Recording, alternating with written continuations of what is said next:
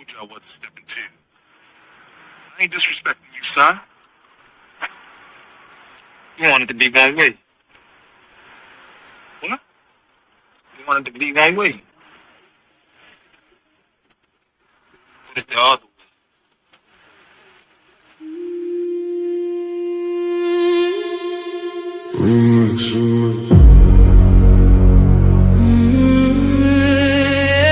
Yeah.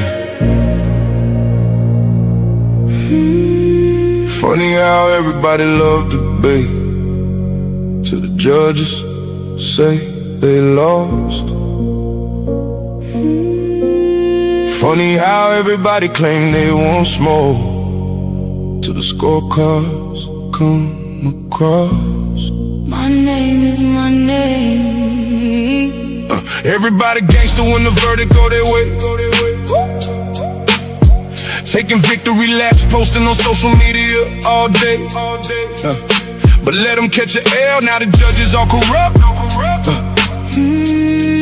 Now the rules wasn't fair, now the platform messed up.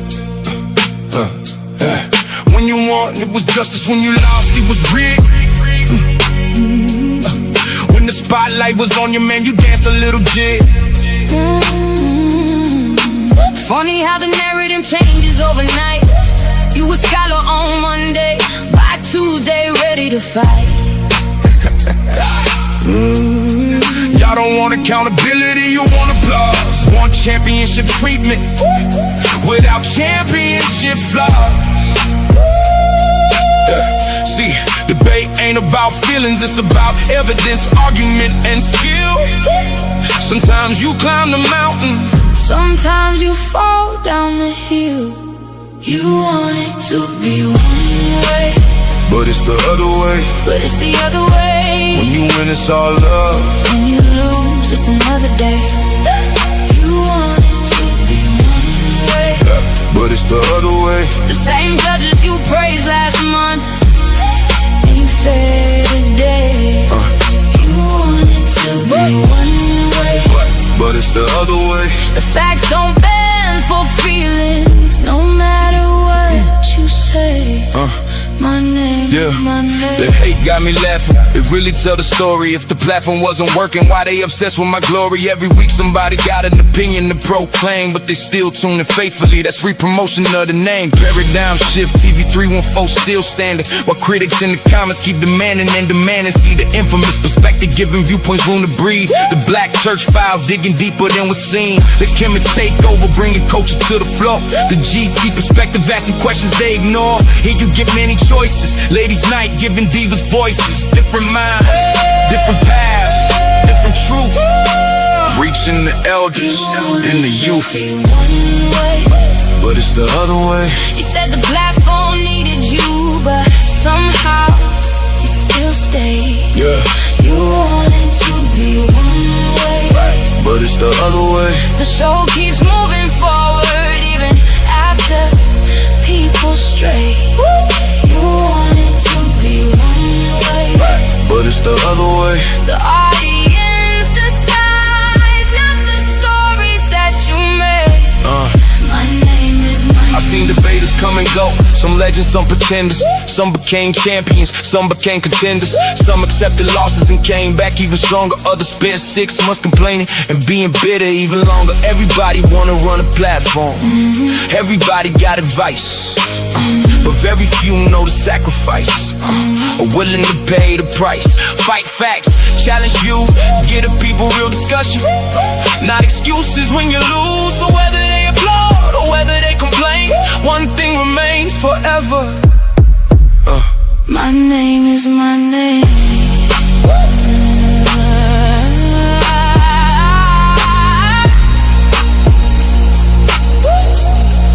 You wanted to be one way, But it's the other way. my name is my name.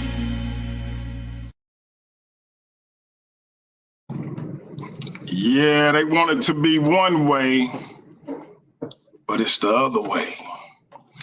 Welcome to Paradigm Shift TV 314. This is your brother, the infamous DMG, and we are back with another powerful debate. This one is not only for the Paradigm Shift TV 314 debate title, it's also for the Heavy Hitters Debate League title. Both of these brothers are putting the goal on the line. One man will walk away the unified Paradigm Shift TV 314 Heavy Hitters Debate League Open Topic Champion. Will it be the mighty, the legendary Mandinka Mali, or will it be the charismatic pseudo hunter Heru Conscious? We gonna find out, but before we get into our spiel, y'all know I gotta do my spiel. Let me say hotep to all my Kemetic brothers and sisters. God bless. To all my Christian brothers and sisters. I want to say shalom to all my Israelite brothers and sisters. Assalamu alaikum to all my Muslim brothers and sisters. I want to say peace to all my brothers and sisters in the nation of gods and earth, them 5%ers. I want to say Islam to all my Moorish brothers and sisters. I want to say salute to all my atheist brothers and sisters. Shout out to all my Rasta brothers and sisters. Bless up. I want to say what's up to all my Abo brothers and sisters. Last and certainly not least, I want to say Jumbo to all the rest of my brothers and sisters all throughout the African diaspora, be it here in the wilderness of the United States of America or beyond. Y'all know I say that greeting for one reason and one reason only. It's because if you black, I'm with you, and I hope that you with me. Our different ideologies should not keep us from uniting. We can have unity without uniformity. And last and certainly not least, we can disagree without being disrespectfully disagreeable. Let me ask you something. Heru say I'm breaking up bad. Can y'all hear me in the chat? Can y'all hear me on the panel? Let me know. Yeah, the song was breaking up, but when I listened from my phone, it was all right. So, can you hear me? That's what I want to know. Can you hear me loud and clear? I can hear you, but you low. I can hear you, but you low. And you got an echo. Yeah, it's much better, DMG. I can hear you now. I got an echo. Yeah, I was gonna say JJ sounds very, very low. I'm gonna go out and come back. Yeah. In. All right. Yeah, I don't know what's up with him in that echo, bro. I told him if he got another screen open to mute it. Yeah, that might be it.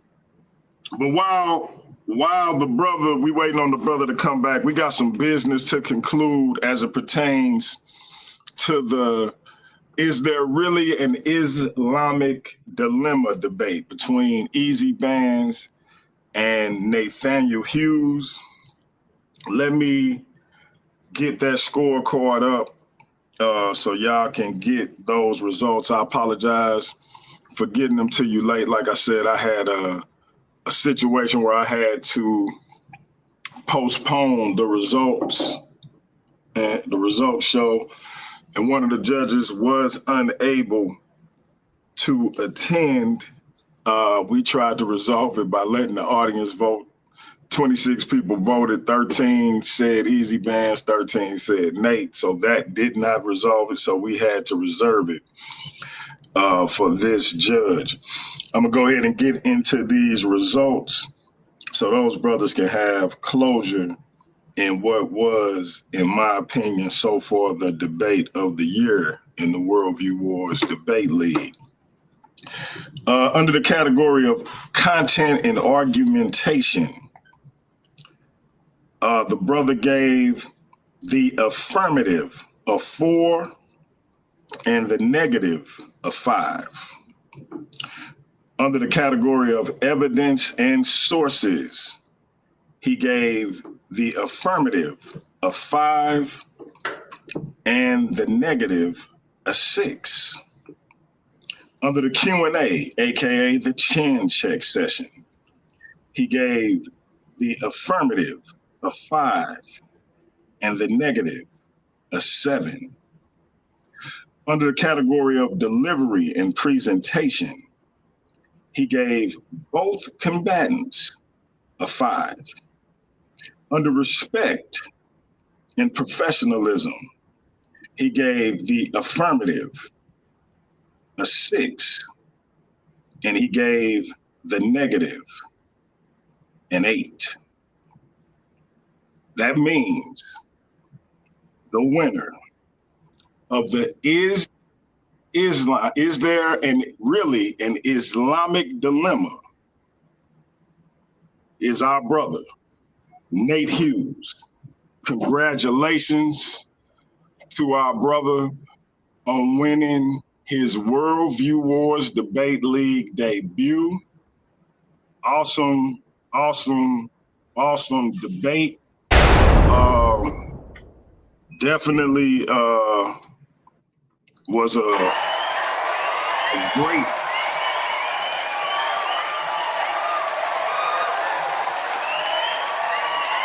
and Easy Bands gave him all he could handle. And I think both brothers, as they progress through the league, will be providing people with tremendous competition going forward. King J, if you're in the audience, I believe my brother Nate Hughes got you in his scope, bro. So, keep your head on the swivel, brother. Keep your head on a swivel. You will see my brother Nate Hughes in the last argument standing. For those who don't know, y'all might have heard me say we were looking for 2 more participants. That is no longer the case. We have our 6 combatants. We are going to keep the format the way it is. 2 will start. They will contend for 6 minutes, 3 minutes each. They will have to give their particular argument. One will be eliminated, the other one will stay. Another combatant will come up, and we will start that process all over again. So it'll be single elimination until there is one argument or one debater left standing. That individual will receive a world title opportunity at the Worldview Wars Debate League world title at Debate Mania 2 in September. They will either be facing Gideon or Lucifer. Those brothers will be facing off for the world title on August 2nd, if I'm not mistaken. I think it's August 2nd or August 1st. So we got some things going on, man. Y'all stay tuned with us. Right now, we about to get to it with Mandinka Mali and Heru Conscious. Did the 18th Dynasty of Kemet believe the Neteru were literal beings? Before we get into our festivities, man, y'all know how we do. I just got a little something I need to play for y'all.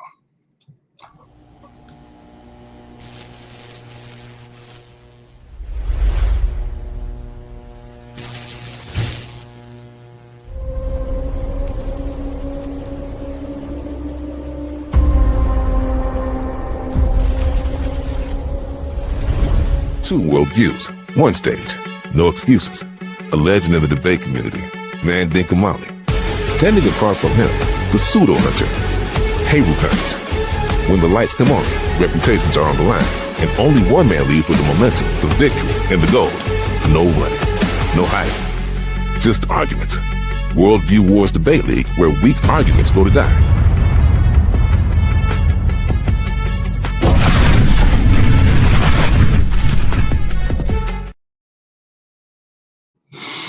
All right. And we came to the conclusion that our brother, Mandinka Mali, was the affirmative in this contest. As a result, he will be going first. You got a 3-minute opening, brother. And then we'll get into Heru's 3-minute opening. Then, of course, you'll have a 12-minute first round. Heru will have a 12-minute first round, 12-minute second round as well. And then everybody's favorite part of the show, each of you brothers will have a 12-minute chin check session where you will be able to ask your opponent as many questions as you can for a 12-minute time period. Shout out to the brother March John in the building, bro. Looking forward to you getting back in the ring, or getting in the ring, I should say. Shout out to that brother. And then you'll have a 3-minute closeout. Now, I want to remind y'all, and I will remind y'all again when the time comes, you have 3 opportunities to stop your time during the chin check session. You have 3 timeouts during the chin check session. A lot of people tend to forget. I think our brother Nate Hughes put on a master class last week on how to use your 3 timeouts. So I hope y'all was paying attention. That said, JJ, are you ready for your opening?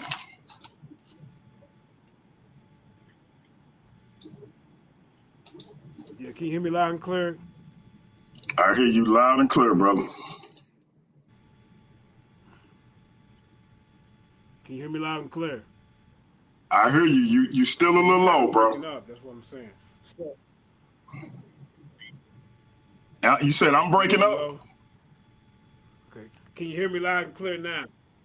I hear you loud and clear, brother. Can you hear me? Hey, Ru, can you hear me? Yes. Yeah, yes, I can hear you. All right, JJ, you sharing your screen for the opening?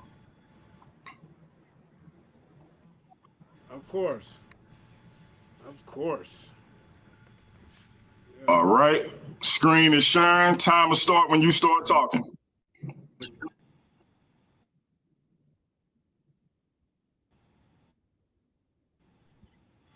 Hold up.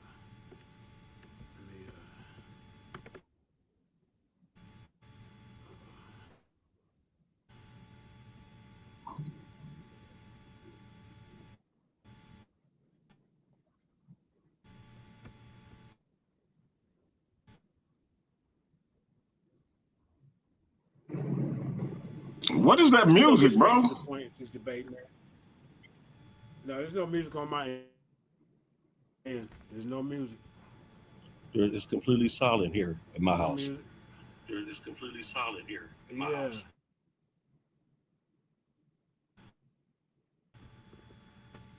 All right. Can y'all hear me? DMG, can you hear me or the music? I hear you now. You all right? All right, let's go.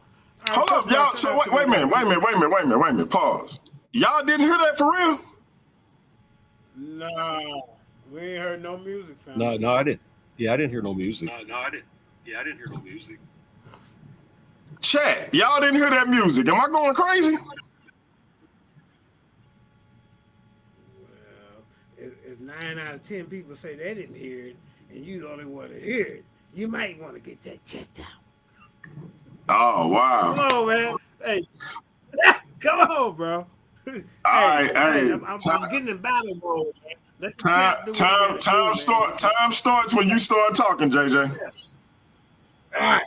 He gonna hear the music, guy, because the fat lady finna be singing after this debate. Ladies and gentlemen, my name is JJ7000, the most feared debater on this planet. You know what I'm saying? Shout out to my wife, my queen, Jenny Hayes. Shout out to the Lions Den, Sister Kareem, and everybody else. You know what we do. We ball and crawl. Now, this brother right here don't even know the definition of a netter. I want to let you know, ladies and gentlemen, the netter is just like Donald Trump becoming the president. It's a position in government, ladies and gentlemen. You become that. You get coordinated with that position. The netterverse.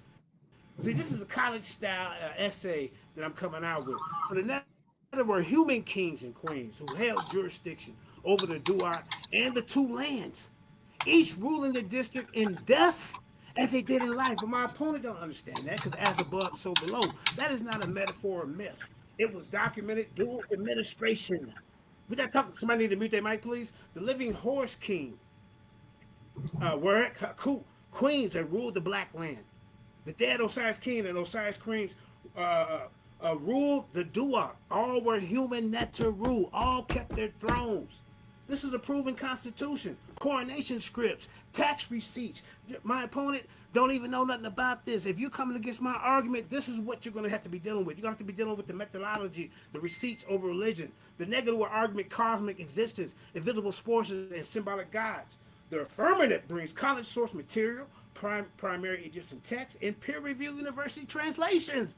Guess what, sir? And I'm going to the museums of ascended artifacts. You ain't ready for this. The accept text ledgers in college debate, the standard is not who has the prettier myth, but who has the text. Once the affirmative meets the prima facie burden, the primary source, then the burden of proof shifts to the negative to disprove these sources. With text, commentary, Egyptian blogs, the late period theology do not override a year 33 tax receipt. This tax receipt for netters. If the negative cannot produce a primary source that directly contradicts our 8 sources that I'm bringing, the affirmative wins with evidence. You see what I'm saying? I'm going to be bringing the living court, the human queens and queens as Neteru. There's the sources right there. The coffin text spell 148. You know what I'm saying? I am Ra. I am his rising. There is no God who made me. I made myself. I command the happy. I judge like Osiris. When they go in their coronation, they are set as judges, as people who raise the armies. Who feed the temples. This guy don't know what a netter is. I don't know why he came to this debate acting like he didn't know. I'm not talking about nobody in the space. I'm talking about you're a living being, a literal netter being, which a being is a human on Earth who has the netter position like a president. Trump is a president. You see what I'm saying? Amenhotep is the netter, the king, the position. You in some trouble, sir, because you ain't got no sources to back anything. That is time. Finish your thought, though. Finish your thought. Like that, it's over. Yeah, like I say, man. Hey, I'm gonna be showing you kings in that 18th dynasty who actually deified as Neter on Earth. Amenhotep III and Tutmos. And then the other ones, like I say, all right, that's time. To show you how they become. He ain't got nothing coming, bro. I'm telling you, he's done. All right, Heru, time is reset for your opening. Do you want to share your screen, brother?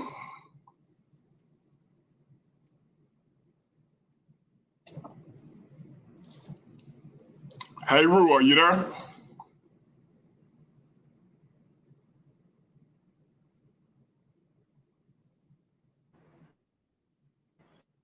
Yes, I'm here. I do want to share my screen. All right. And real quick, let me shout out everybody. Okay. Appreciate y'all being with us, each and every one of y'all. Shout out to my sister stepping to the light.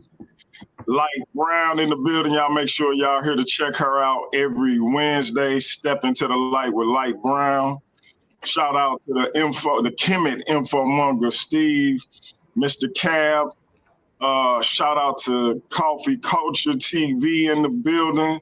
My man's in them. Salute to my man, Vincent Mueller.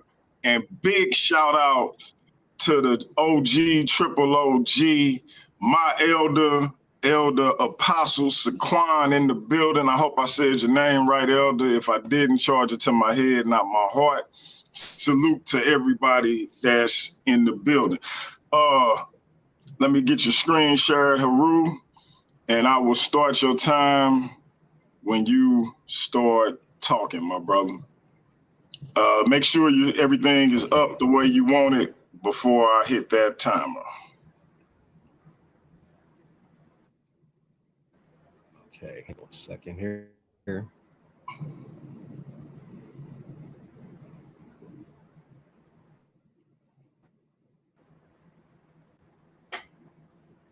Okay. Hey, hold on. Waiting for it to load up on my end. All right. Good afternoon, everybody. First of all, I want to say peace to my queen, Miss Heru Conscious. What's wrong, DMG? No, go ahead, bro. You good? Oh, okay. So yeah, I want to say peace to my queen, Miss Heru Conscious. I want to say, peace to the Heavy Hitters Debate League, peace to Paradigm Shift, peace to Worldview Wars Debate League. Let's get it. Hey, look, listen, today, the resolution before us is, did the people of the 18th dynasty of Kemet believe that Neteru and Neteru were literal beings? As a negative, I reject that resolution. Now, let me be very clear from the beginning. I'm not making a grammatical argument, as this is a Kemetic theological framework. I'm not arguing that the Kemetic people believe the Neteru were imaginary or unreal. That's a straw man. And if my opponent argues against that, he'll be debating a position that I never took. The affirmative has a much heavier burden. He must demonstrate that the people of the 18th dynasty understood the Neteru as literal beings, not merely as real within their worldview, but as literal, independent beings in the sense required by the resolution. Now, that burden actually has not been met. One of the biggest mistakes people make when they approach an ancient Egyptian religion is imposing modern categories onto an ancient worldview. Egyptian theology does not separate deity from function the way Western religions often do. Shu is not merely a man. Shu is a force of air and separation. Tefnut is not merely a woman. She embodies moisture and balance.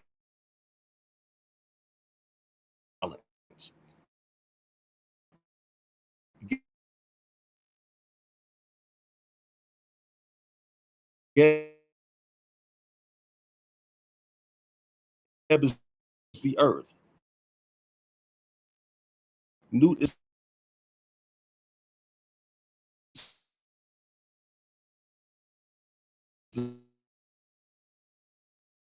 my yacht is true.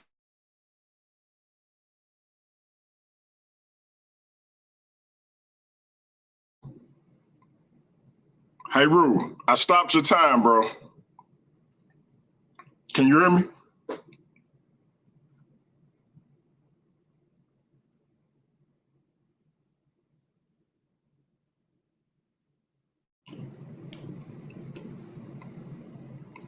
All right, we lost Heru for the time being.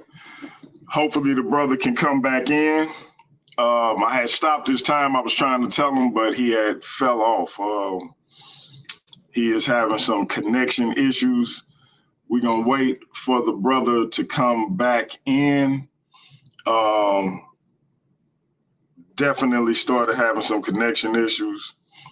We're going to let him come back in. He had about a minute left. But yeah, we're going to let him come back in and start where he left off. Hopefully we can get him back in ASAP. Let me give him a call and make sure everything is straight. In the meantime, make sure everything is straight. In the meantime.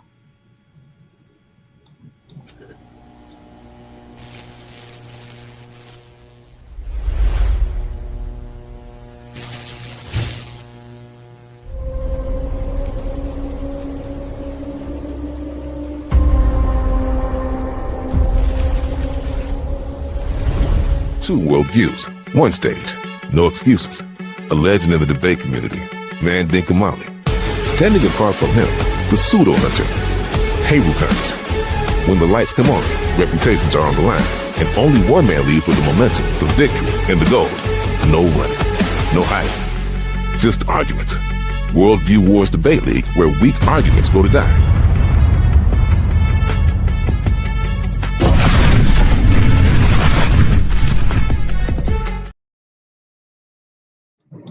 I don't got no friends. I don't got no friends. You know what I mean? I got supporters, people on my side and people on the other side.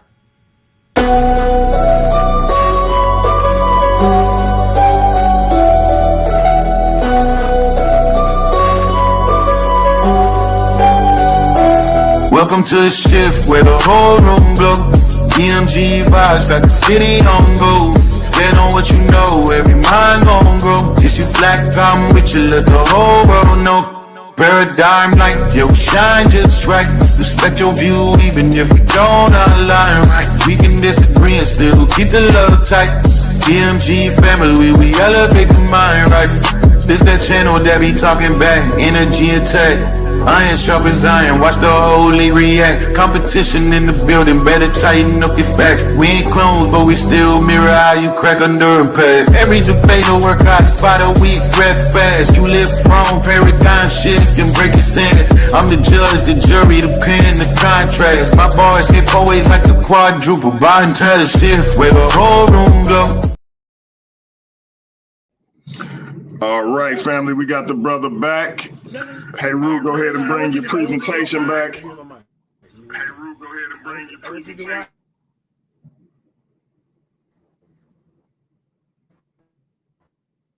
Go ahead and bring your presentation up, bro. All right. I had stopped your time with 1 minute left, but people were saying that you sounded kind of choppy the whole time. JJ, do you have any issues with letting Heru start over?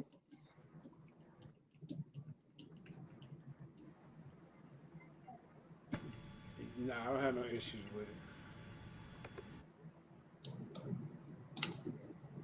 All right, I'm gonna reset your time Okay, at so you 3 said I minutes. have 1 minute left? And nah, we're gonna let you start over, bro. Because people were saying they couldn't hear you throughout the whole thing. So I'm gonna have you start your opening from the beginning. I reset the clock at 3 minutes.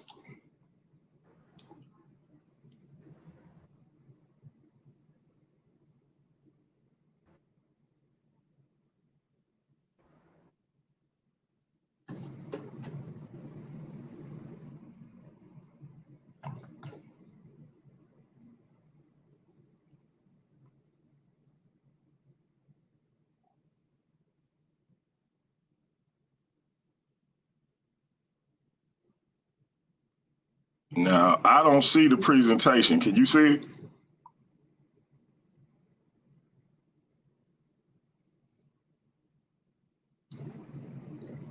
We lost the brother again.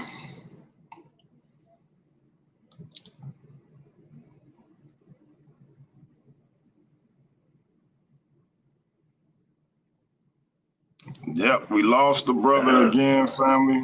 Yep, we lost the brother again, family.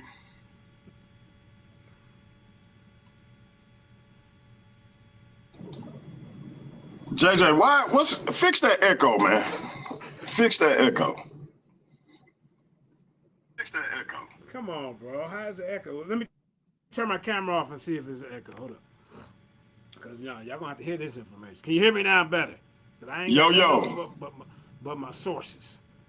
But my JJ. Hey, but my downloads. You hear me? Yeah, it's still an echo, bro. JJ. Yeah. It's still an echo. Are you serious? That's you, man. Turn your mic off and then let me speak and you listen to in the camera and see if it's echoing. It might be you. Everybody was saying that your stuff was echoing. You know? All right. Testing. 1, 2, 3. Testing. I'm hearing myself in your mic, JJ. Ain't me. I'm hearing myself in your mic, JJ.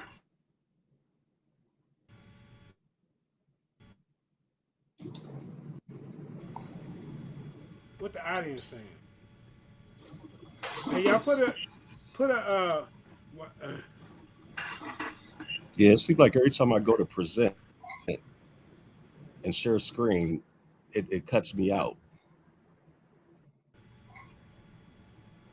Okay. And I'm not understanding why that. Yeah, I don't understand that either, bro. Is my screen up now? Yeah, I see it.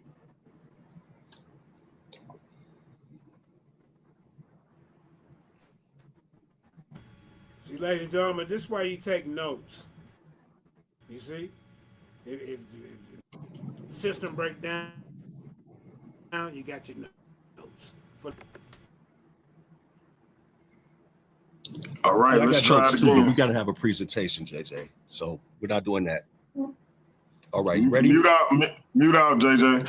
All right, yeah, he must be muted because I don't hear myself in the background. All right, let's try it again, man. Time starts.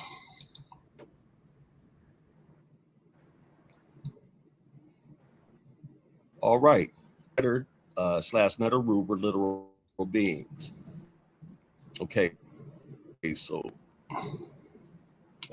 again, the resolution before us is: did the people of the 18th dynasty of Kemet believe the Neter slash Neteru were literal beings? As a negative, I reject that resolution. Now, let me be very clear from the beginning. I'm not making a grammatical argument.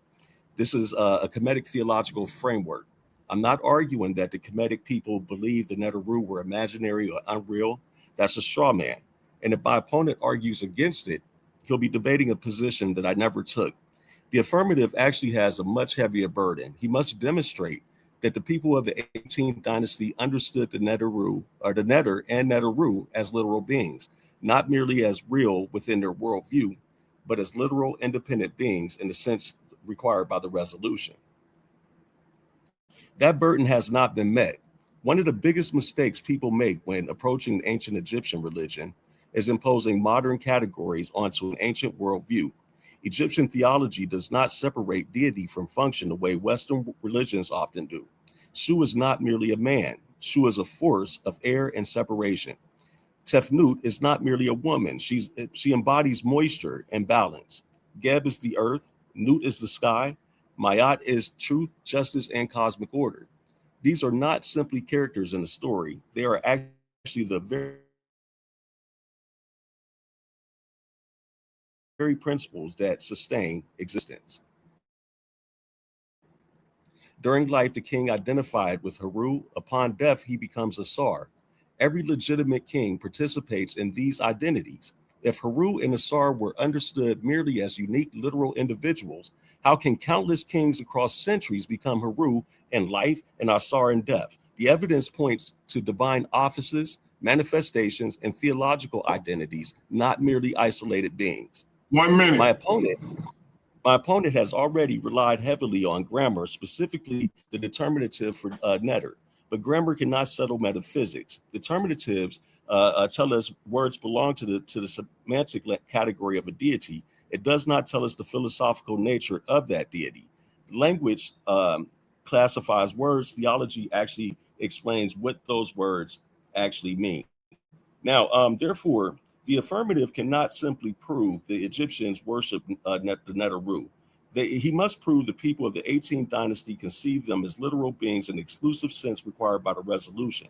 I will show the primary text, the royal theology, and the nature of Egyptian religion support a far more sophisticated understanding in which the Neteru are divine realities expressed through cosmic principles, functions, and manifestations, not merely literal beings. And for those reasons, I ask you to reject the resolution. That is time. Right on time. All right, let me remove Heru's presentation. All right, and now we are in the round section of the debate. Let me reset the clock at 12 minutes. Mandinka Mali, it is on you, my brother.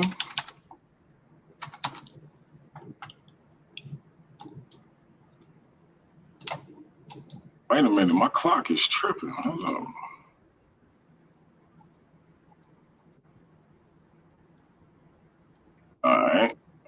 All right. I got the time set at 12 minutes. Share your screen whenever you're ready, Mandinka.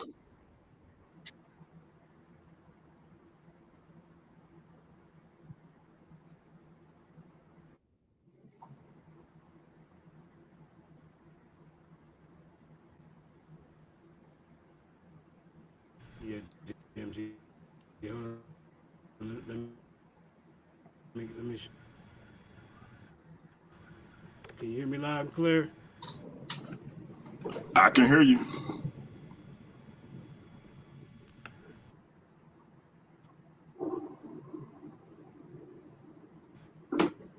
And hey, Rue, you could have left yours up, bro. I was just going to leave it down there. That way I can move it back and forth whenever. Oh, okay. Yeah, I'll upload it again. Oh, okay. Yeah, I'll upload it again. And see, there it go, JJ. It can't be me because I just heard Heru too. See, there it go, so, JJ. It can't be. So you hear me echoing?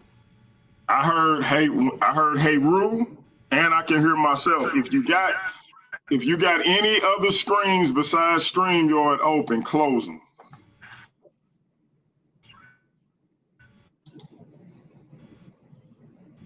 If you got screens besides StreamYard open, close. Hold up. That ain't even what I want to show yet. Hold up. That's what I want to show. All right, can you hear me now? Yeah, I can hear you.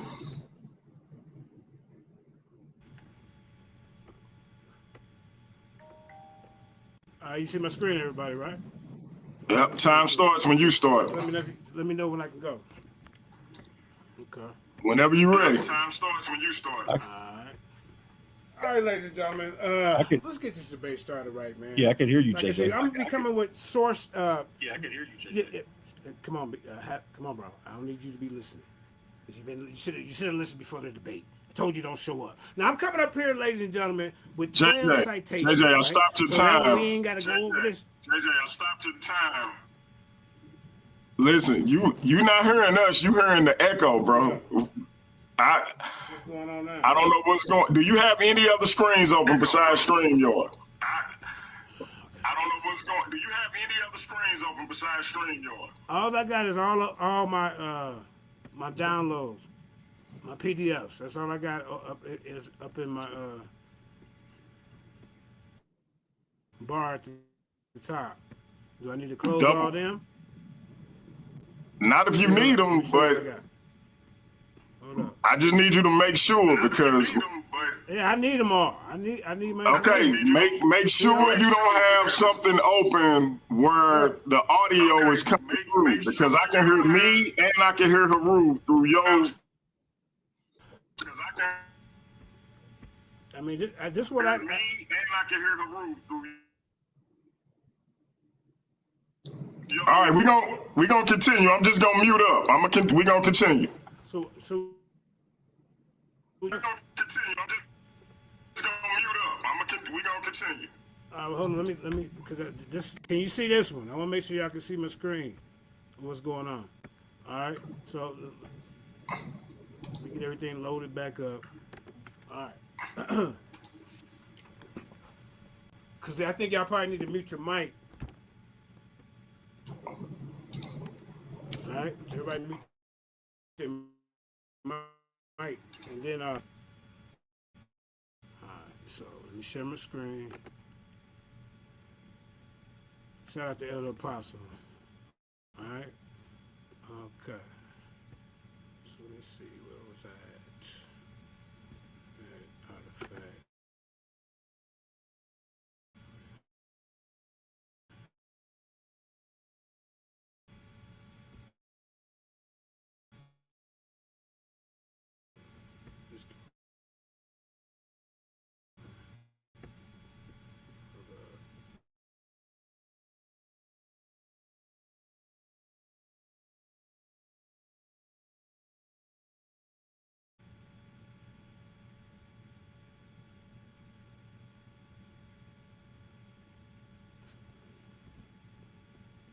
Am I good?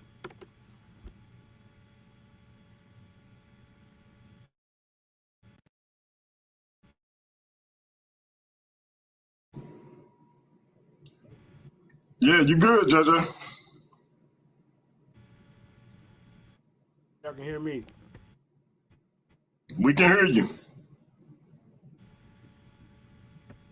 Are you trying to share your screen? We can hear you. Yeah, but you ain't sharing my screen.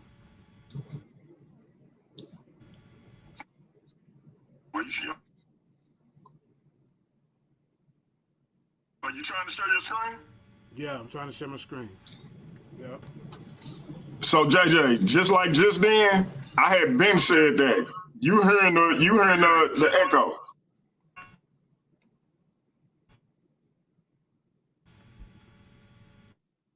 Yeah, this audio is crazy. Like just then,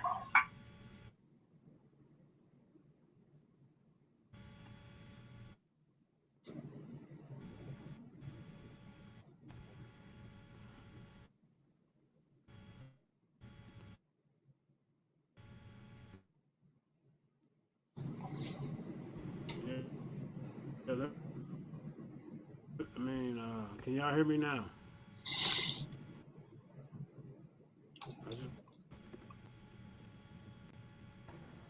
I could hear you, bro. Okay, I'm getting ready to start. JJ, I dropped you to the back. Listen, we can hear you. We can also hear ourselves through your screen. You are hearing our echo. Heru can say something, you hear it later. I say something, you hear it later. Your audio is jacked up. That's what I've been trying to tell you. You're not hearing us. It's like a lag. I can hear the echo. Heru can hear the echo. I can hear Heru and I can hear myself through your screen. The audience can hear it too. So I'm saying, I don't know what it is on your end, but it's an echo and you not hearing us. I'm going to try to continue. I'm just going to mute my mic, but I don't know how I'm going to be able to tell you when your time up or none of that.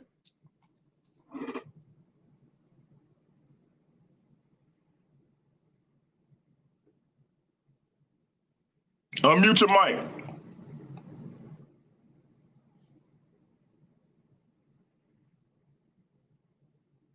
So I closed out all of my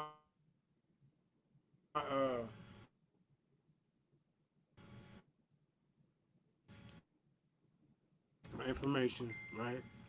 And then I just had to jump to my download. Well, let's see if that helped.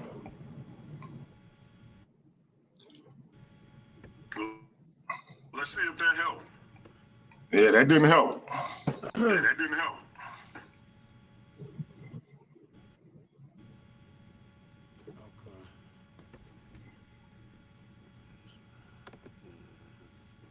Just go ahead, bro. If you're ready, I'm gonna mute my mic. Your mic so I can go. All right. Just kind of. Just go ahead, bro. If you're ready, I'm gonna mute my mic. Bet. So, how the 18th Dynasty kings become Neter at coronation? This is very important, ladies and gentlemen, because my opponent seems to think that we're not debating the topic about what the Neter is. He seems to think that we're talking about some kind of mystical being and fly in the sky, but we're talking about a position of power, right? Just like Donald Trump is the president. He is the president. This is a different name for a king that comes into power who embodies of the Neters that they believe that was real. So this essay proves that the 18th Dynasty king underwent a legal theological transformation at coronation. See? He entered as Sa-Nasar. That's a king, son. Or Sa-Neter, son of God. The human heir. See? He emerged as Neter, the perfect God. A concrete divine being. I don't know why he don't think that a person is not a being. Holding office of horse. See? The change was effected by 4 ritual acts that I'm going to be demonstrating in this debate. And is that my opponent needs to tear down. See, I'm coming from Ukudian Dur 18th Dynasty. This is the museum citations that they use. Every scholar, a lot of these major scholars use these citations from the museum. The new Neter had specific enforceable jobs. When he died, he underwent a second transformation into the wiser, the Osiris, and the Neter, the great God, when he passed away. See? Requiring the next living Neter to maintain him, ladies and gentlemen. This was a system. The entire system was legal, fiscal, and revocable. So I'm bringing 5 minutes. The one that he said he's going to be bringing to the debate, John Osmond, is the one that I'm going to be putting in the forefront to debunk him because he's not using them right. You better not bring him to this debate. Henry Frankfurt, Lanny Bell, David Silverman, and Eric Hornung. Coverage of this model using the same primary sources, ladies and gentlemen. So my opponent don't know what a Neter is, right? And what it meant in the 18th dynasty, right? So the old Egyptology called Pharaonic kingship divine, but treated it as a metaphor. The king was son of God, God representative, but still human. So you know why? This fails to explain Heru consciousness that the 18th dynasty legal and economic records.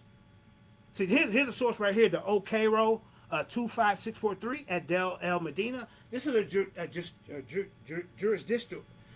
jurisdictional Osteron, which means the Osteron are clay shards that they write records on, right? Record workers swearing an oath as the perfect God, the Lord of action, Menenkefra, lives for me. See, this oath is sworn to the throne name, Menenkefra, never to be given at birth like the name Tahuti, Mas, or Tutmos. See, this source, O-1s, give the penalty for violating that oath. You know what they would do when you disrespect the Neter, the living Neter? They cut your nose and your ear off. Who gonna cut their nose or ear off for a principle or a metaphor? That's what you're gonna have to answer. So the states do not mutilate citizens for perjury against metaphors, like I said earlier. The penalty proves the throne name designated the legal entity withstanding. You don't know nothing about this, sir. So we're gonna look into the 4 ritual acts that make the king the Neter Nefer, right? The transformation of the human side to divine Nefer required 4 acts, and all 5 scholars identify the same 4, citing the Urk 4 passages. This is what they used the Urk 4. Watch this, y'all. Let's get into it. So ritual 1 act, appearing as king of the seat of Horus. The first act is a physical occupation of the office of Horus. Hatshepsut coronation text from the Red Chapel at Karnak reads, she appeared as king of Upper and Lower Egypt upon the seat of Horus in her palace of appearances. That's a source Urk 4, line 242-12. The verb ka is invocative, meaning to appear, to come into being, to be crowned. Here's your source. You said you're gonna bring Jan Asman. Remember you said you're gonna bring him. Call this a ritual act by which he becomes Horus, like Trump becomes the president, like Tyson becomes the champion, and now he has certain duties as that position. The king has to keep the army going. The king has to keep the temple going. That is a Neteru's position. The king is not merely a representative of Horus, but he is invoking Horus. He is saying he's Horus himself in the text. The Mind of Egypt, page 197 to 198. The moment is performative for Ka. Hatshepsut titles are Sa, Nus, king's daughter. See? Immediately after Ka, the text calls her Nefertret, perfect goddess, with female God determinative. You see what I'm saying? They know what the determinative is, a guy seated on a throne. Not no astrep. When they talk about an astrep, they have it in a papyrus, a scroll, letting you know what they're talking about. Right? So then we're going to go to Henry Frankfurt by mounting the seat of Horus, the king becomes Horus. The coronation is not recognition of divinity, but the creation of the kingship and the gods. Page 47 to 46, citing Urk 4. Eric Hornberg adds the linguistic base, right? The verb ka, to appear, marks the moment when the king acquires divine aku effectiveness. Conceptions of God, 142 to 143. See? The seat of Horus was a real throne. Occupying it was a legal transfer of cosmic order, first held by the god Horus in the Osiris myths. Then the human heirs walk. The Neter Nefer walks out. That's Lanny Bell notes. Opening the mouth was performed on Hatshepsut during the same ceremony. See? The rite used to animate cult statues. They animate these. The king was responsible for this statue. You see? Feeding the king that just passed away, the Osiris king that just passed away, so he can maintain Ma'at and make it flood. This affects the ontological change. He emerges as Neter Nefer. See that? A being, sir. You know what a human being is? A person or different order. New King of Divine Temple 144 to 145. Let's go to the ritual act. You know nothing about. You know nothing about. I am Horus. This is the ritual act that they do. The second act is a legal declaration of identity. The Horman coronation decree issued after he took the throne as the non-royal general. Preserves the script. Huh? He said, I am Horus, avenger of his father Osiris. I'm the son of Osiris, ruler of rulers. This is what he professed. 4:22111:6.56. This is the coffin text 148. He ain't gonna come from nothing, bro. This dude don't have nothing to come against this argument but his lip. That's it. And his assumptions. The Middle Kingdom text repropose as the 18th dynasty coronation oath. You have to understand the coronation oath. And here's the source he said he bring me. Osman, he agrees. This is the 4 minutes. utterance that constitutes, thank you, the new stage of being. He created Horus slot and the duty to avenge Osiris. Let's keep going. Huh?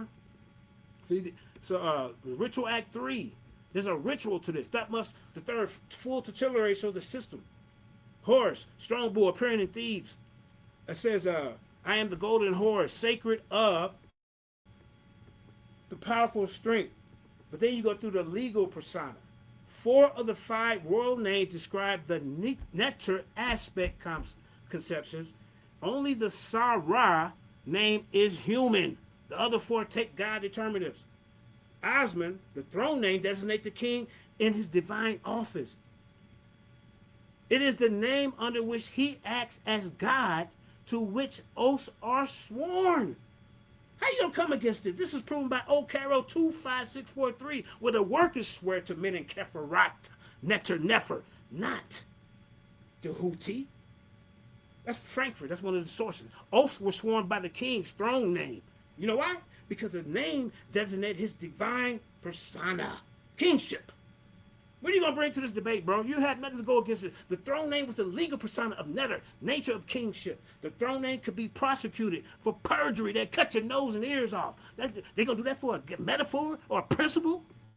Look at, then we go to the next step, ladies and gentlemen, when it becomes Neteru, is the opening of the mouth, purification, making the body the Neteru vessel. The 4th act remakes the king body into equipment for the Neteru. You don't know nothing about this. Have suit text records, purification, open the mouth done on a person. They go to scores. 242, 246. Actually, it's done on coat statues. Remember I told you the coat statues? So the coronation unites their human heir with the royal ka. See, he know nothing about this, bro. He had nothing to refute this. The result is living Neteru. There's your living Neteru. There's your being. Huh? The immortal life of the kingship passed by horse to horse, the new composite being, equal human body, plus royal ka, Nefer. You don't even know what a Neteru is. I don't know why you showed up for this debate. This is why the king can now eat offerings, hips, this, nah, and when he gives, and which he can give and transmit to other gods. Let's keep going. Let's keep going, y'all. Look at it. Here go the sources right here at the bottom. I even use his own source. The opening mouth gets the Neteru functional sense. Mouth to eat, offerings, eyes to see. You have to debunk all this.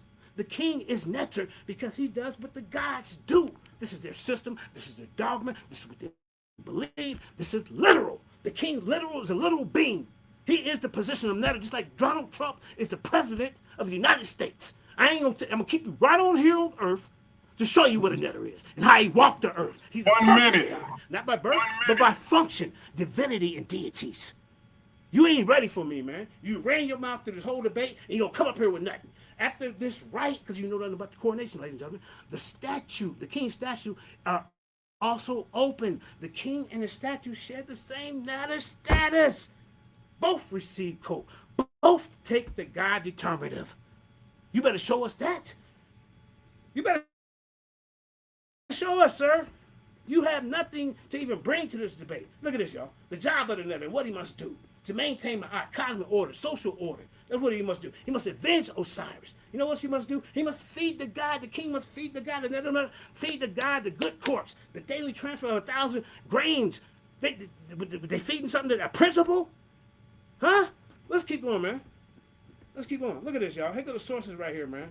This dude, like I said, man, let me stop sharing. You are in a losing fight. That is time. Citations.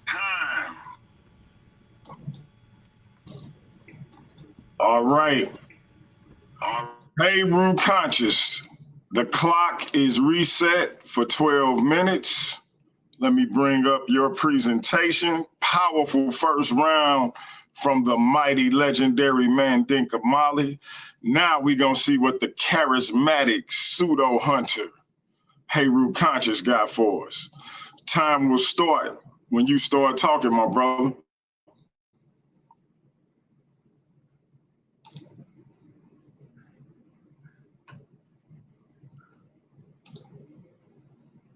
Unmute your mic, Heru. Okay, here we go. My bad. So yeah, what like I just called out, family. What we about to hear from JJ is a whole bunch of what he thinks I don't know, a whole bunch of I've been running my mouth, this, that, and the third. When the truth is, this is what he done for the past 2 weeks. So let me get right into my premise. The Neteru were regarded as real divine powers, but the evidence does not reduce the entire category to a literal human-like or historical individuals. Egyptian theology included cosmic realities, personified concepts, divine functions, manifestations, composite identities, and deified humans. Royal deification represents one part of the system, not the explanation for the entire system. So since my opponent wanted to jump out there with Jan Osman to prove divine kingship, that's fine. But Osman's theology doesn't stop with the king. Osman also describes Egyptian divinity through manifestation, multiplicity. He describes Amen as the hidden god whose symbols, images, and names are the many gods. So Osman simply cannot be reduced to kings equal God. Therefore, every Neter was a literal person. His work recognizes a much more sophisticated theology of divine manifestation. And there's a very important chronological caveat. Osman sees this particular universalizing conception developing through the New Kingdom, especially through strong formulations after the Amarna period. So don't claim that this exact formulation characterized every year of the Dynasty 18.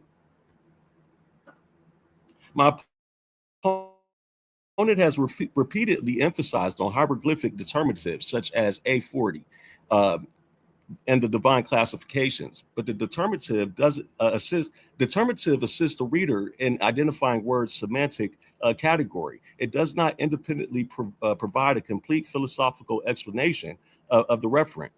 Writing a name with a determinative can tell us that the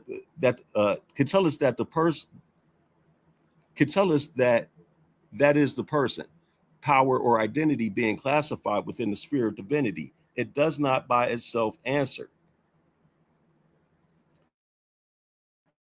I think I skipped something here. It doesn't, oh, I'm sorry. It does not by itself answer the resolution. So my opponent faces a dilemma here. If literal being simply means something the Egyptians considered real, then cosmic order, divine speech, magical efficacy, air, moisture, earth, sky may all qualify as real aspects of their religious cosmos. But that doesn't support his claim that they were historical people. If literal means a distinct human-like individual with personal identity, then he must prove that model consistently explains the entire category of Neteru. He cannot change definitions depending on the example. He cannot treat a deified king as proof of biological humanity, then treat Ma'at as an abstract reality, Amun-Ra as a fusion, and Shu as air, and still claim that he's demonstrated one uniform ontology. The affirmative must tell us exactly what a literal being is, and then apply that definition consistently.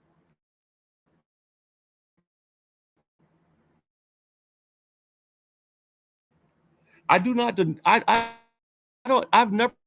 once denied divine, making it like I don't know. But let's remove that one possible straw man immediately, because I'm not denying that Egyptian kingship was divine. The king was associated with Heru during life, described as the son of Ra, charged with maintaining Ma'at, positioned as the mediator between human and divine spheres. But even the Metropolitan Museum explanations carefully distinguishes the king's divine power and office from full unrestricted godhood.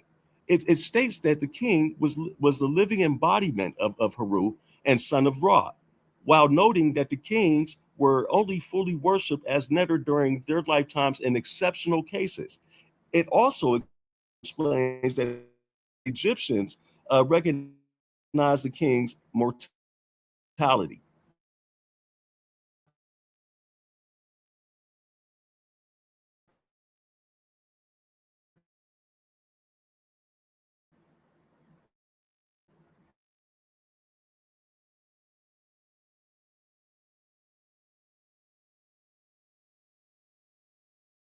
The king, you have to understand, the king's being classified as divine does not prove that every divine entity was therefore originally a king. That's a logical error of reversing the category. A human ruler can enter a divine classification without every member of that classification being a former human ruler. Lexical classifications is not. So determinatives will actually tell us how the Egyptians organized, meaning they do not tell us what the reality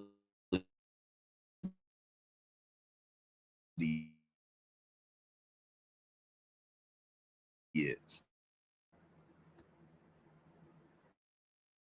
This is straight from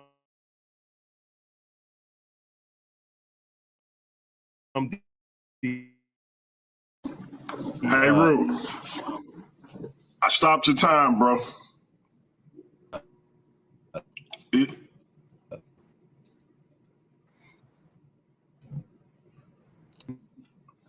Hey, Ru, I stopped your time. Metropolitan.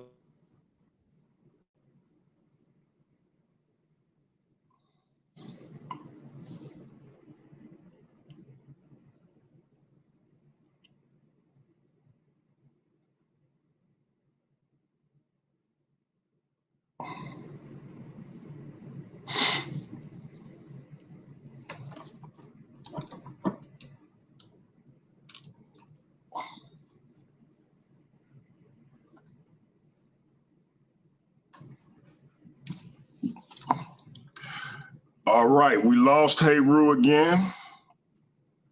The brother is having some connection issues. I was trying to catch him before it happened again, but he wasn't able to hear me. So we're gonna try to get him back. I suggested that he go through Chrome to try to get a better connection. Sometimes StreamYard be tripping. Chrome operates a little bit better for StreamYard. We're gonna try to get the brother back as soon as possible. I stopped his time at 6 minutes and 15 seconds. So hopefully we'll get him back. He having connection issues, JJ having audio issues. It's a comedy of errors up in here tonight. But y'all continue to bear with us. We're gonna try to get through this thing. Continue to bear with Don't us. put me in his. We're gonna try to get through this. Look, now I ain't gotta put you in it. They just heard a repeat of what I just said through your audio. They wasn't hearing it when you was muted, but as soon as you opened it up, they heard it. It's crazy.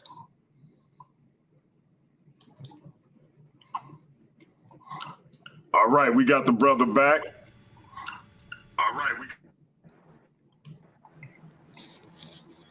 All right, I'm back, DMG. Where did I leave off? Where was the last thing you heard? You start getting real choppy, bro. I was trying to get your attention. I had stopped your time at 6 minutes and 15 seconds.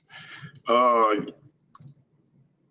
couldn't hear me, so you were still going, and the chat was saying that your connection was bad, and I couldn't make out nothing you were saying, so I couldn't tell you exactly where you left off, but if you give me a second, I might be able to. Give me 1 second. Okay. Again, audience, y'all bear with us. We appreciate it. Give me a few ticks. I'm going to try to get the brother back on track. I don't got no friends. You know what I mean? I got supporters, people on my side and people on the other side.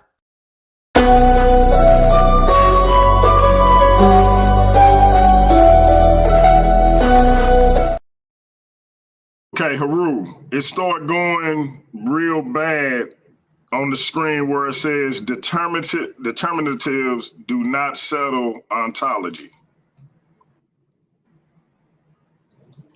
You know what screen I'm talking about?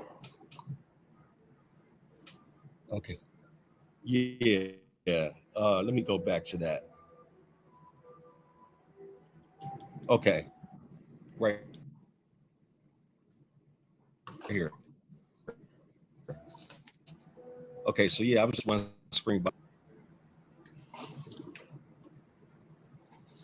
Y'all Did can you hear try me to okay? go through? Did you try to go through Chrome this time? Yeah. It's just I don't know what's going on with StreamYard. Okay. Yeah, I don't know. Sometimes it be tripping, bro. Like I said, it had me messed up earlier, so we're gonna try to get through it. Apostle said, "Are you using a cable? Are you using a cable or not?" I don't. Maybe you mean like an Ethernet cable. I got it hooked up to the Ethernet cable and everything. That's why I know it's got to be StreamYard, because that's just crazy. But I got my screen up. I don't know if hopefully this holds, and you know. Yeah, I don't see your presentation yet. Okay, let me do this. I gotta.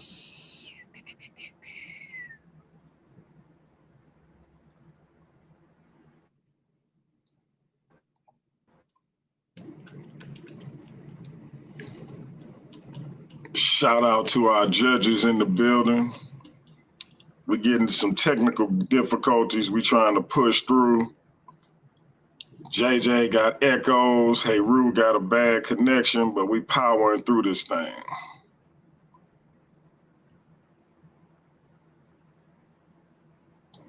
Okay.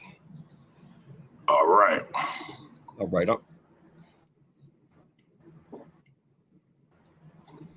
All right, you got 6:15 left on the clock. Yep, 6:15 left on the clock. Time starts when you start. Okay. So yeah, I guess where I started chopping up was determinatives don't settle ontology. Whether that divinity is primordial or acquired, whether it's cosmic, local, royal, funerary, whether it's personification, whether it's a manifestation of another deity, whether it's a merged identity, or whether a human has been ritually elevated into the divine sphere. So the king being classified as divine does not prove that every divine entity was therefore originally a king. That's a logical error of reversing the category. A human ruler can enter divine classification without every member of that classification being a former human ruler. Lexical classification is not complete ontology. So determinatives actually does equal grammatical classifiers, but the same category doesn't equate to the same origin or ontological nature. So again, determinatives tell us how Egyptians organized meaning, but they do not tell us what the reality is. So for my next screen, let me see. So I do not deny divine kingship. Let's get that out the way, because that distinction matters. The king's identification with Heru expresses sacred kingship, legitimacy, ritual function, and participation in divine power. It does not prove Heru began as an ordinary human whose historical or biological biology was disguised as mythical. Calling a king the embodiment of Heru explains the king through Heru. It does not necessarily explain Heru as merely another human being. And so I took from the source that I came from was from the Metropolitan Museum of Art. This is actually the art of ancient Egypt, a resource for actually educators. This is actually page 20. And I did take the liberty of getting some things highlighted here. The role of the gods. The Egyptians believed the universe and all the events that occurred within it were governed by the will of the gods. If the annual inundation of the Nile was too great or too scant, it was because the river was angry or because the king had become lax in maintaining order. not because weathering patterns in Central Africa. The gods embody not only all natural phenomena, but also abstract concepts such as justice, kingship, protection, and truth. So what this is pointing out in this page is that there's many different Neteru, and all of them didn't hold a position as a king or even a human being for that fact of the matter. So the Egyptians did not believe, however, that the gods were animals or human animal combinations. The animal-headed image of a deity was an attempt to visualize the multiple aspects of that god. The human part of that image indicates that no ordinary animal is depicted, and the animal head system symbolizes the superhuman endowments of the god. So this is from the same source. This is now page 29 and 31, where we talk about order over chaos, the role of the king. The ancient Egyptians believed the king was endowed with divine power, so he could maintain universal order and justice, against forces of chaos and evil. To describe the king's divine, but by no means fully godlike nature. The Egyptians called the king the living embodiment of Horus and the son of Re, the sun god. Only in exceptional cases were the kings worshipped as fully as gods during their lifetimes. And at death, the king became one with Osiris, god of the underworld, a symbol of the afterlife, and on earth, 2 minutes passed on to the next ruler. All right, so royal theology cannot explain all Neteru. Nearly every source my opponent has advertised circles around the same subject as the king as Neter-Nefer, the king as Horus, the king as the mediator of Ma'at, the king as divine ruler, or the king's place within political theology. That may establish an important point about kingship, but the resolution concerns the Neteru as well. The historical interpretation must explain more than the examples selected because they resemble rulers. Consider Ma'at. The Metropolitan Museum identifies Ma'at as the goddess who personifies equilibrium in the world, while another Met description calls her the personification of truth. Was Ma'at a historical queen who later became universal truth and cosmic equilibrium? Or where is her reign? Where is her tomb? Where's the evidence that a woman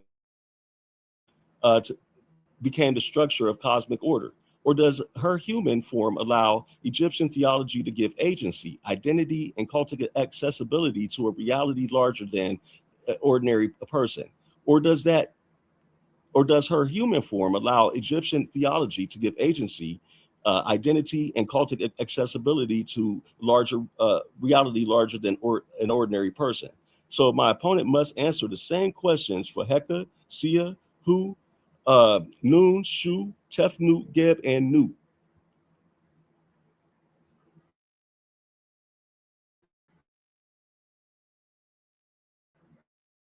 And I'm gonna land my plane right there. I think I'm down to All right, you had 10 seconds left. We will reset it at 12 minutes.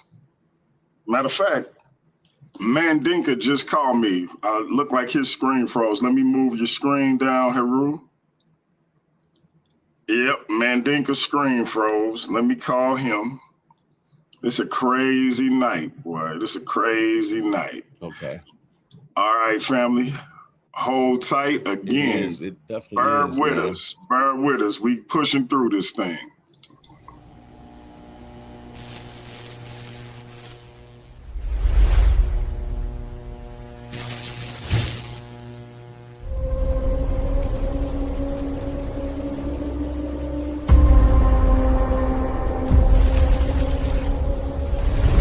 Two worldviews, one stage, no excuses.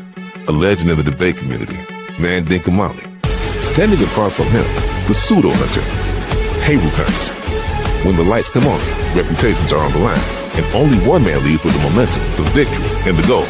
No running, no hiding, just arguments. . Worldview Wars Debate League, where weak arguments go to die.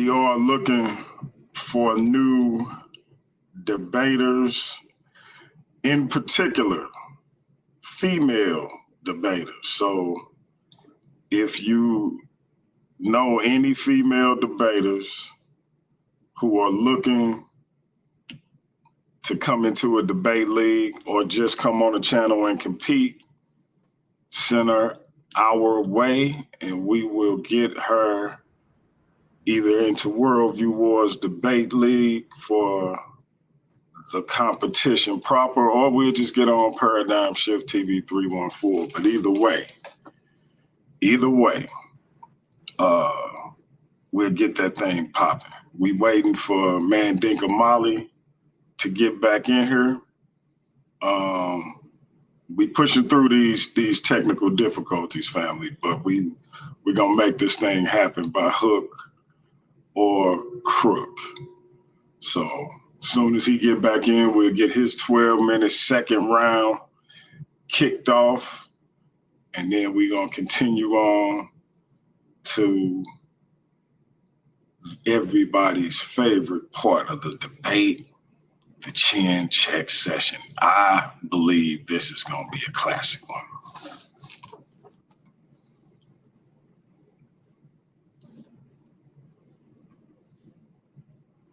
And it looked like we got the mighty Mandinka Molly back. I think he changed shirts on us too or something. Look out. He didn't want to put on a different shirt. You think he's slick. He was acting like his screen was froze so he could change shirts. Let me get my screen. You know. What's going on? Let me know you can see my screen. All right. Let me know when you see my screen, man. All right. Give me a second. Let me see. All right. Adding it to the screen. All right. Let me mute up. And the time will start All right. when you start talking. Yeah, man. Like I said, man, this guy, I don't know what debate he's in, but you know, I'm just gonna get to it. So, like I say, I'm going to the ERC 4 museum catalogs, ladies and gentlemen. This is the academic dossier 2026 of what Neteru kingship is. This is all about a kingship. This is about the title of the king. He is the Neteru. Just like Trump is the president. Can't break it down no more simpler than that. They have jobs. They have duties. The consensus of Egyptology at Erkenden der 18th Dynasty, Amenhotep III, they get the rings and kingship ideology. Let's keep going, man. Like I said, what is the ERC for the consensus method, right? This is the critical edition of royal inscriptions, the 18th Dynasty, which he hasn't yet to talk about. Every inscription copied in hieroglyphic with museum number, provenance, and line number. You see the little number right there, ladies and gentlemen? That's what we got. That's how you know you got the source.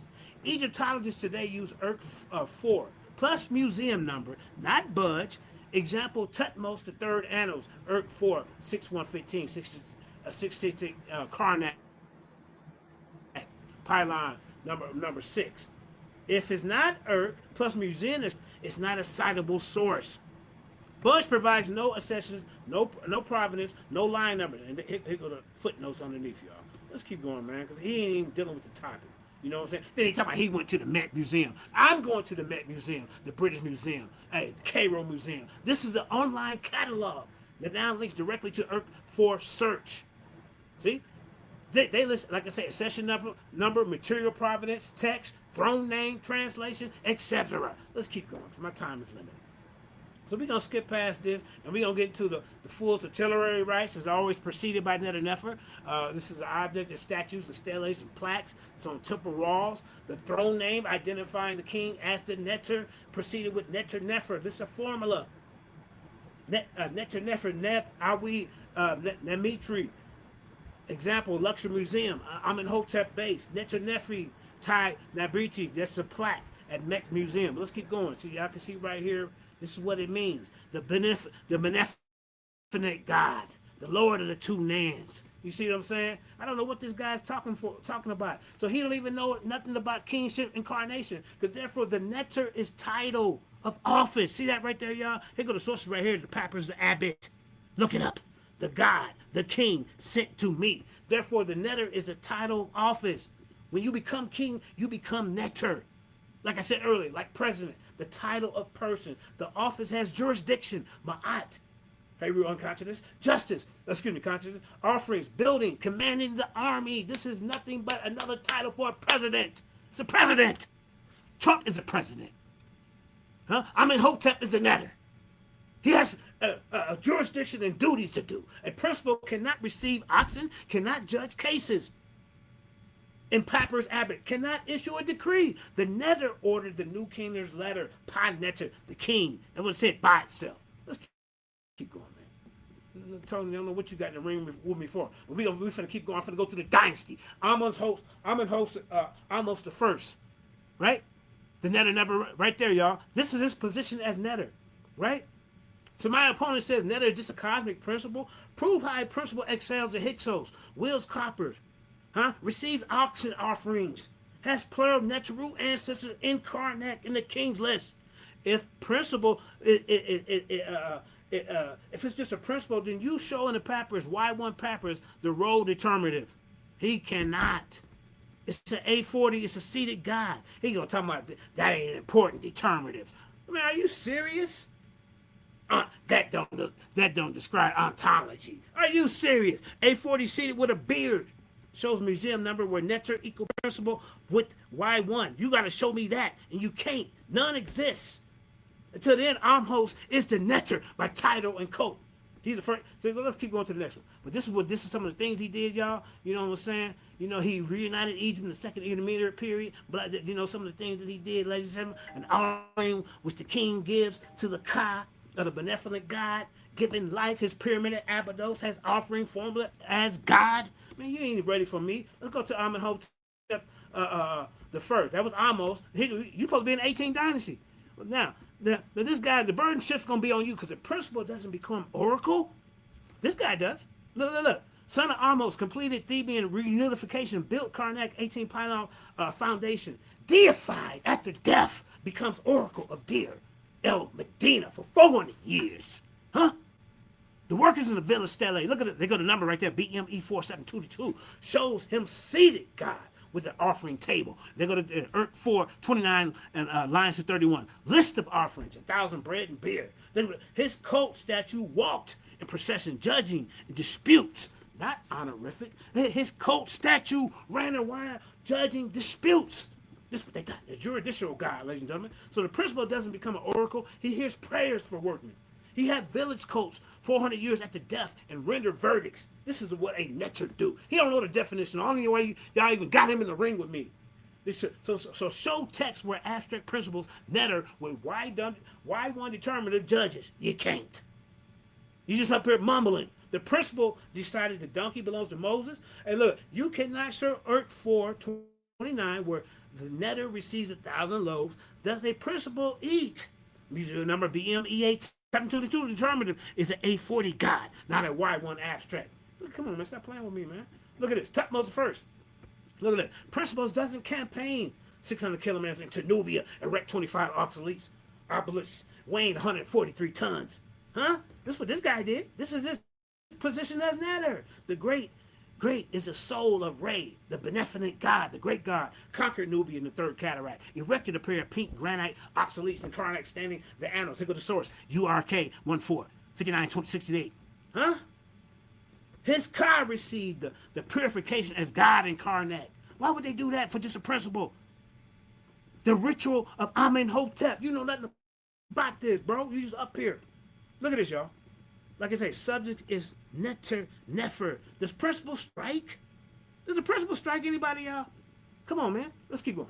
A second. We're going to the 18th dynasty, which you have yet to address or yet to even chat on this argument. Principle doesn't suppress revolts or leave Aswan inscriptions, Neter Nefer, burnt Kush.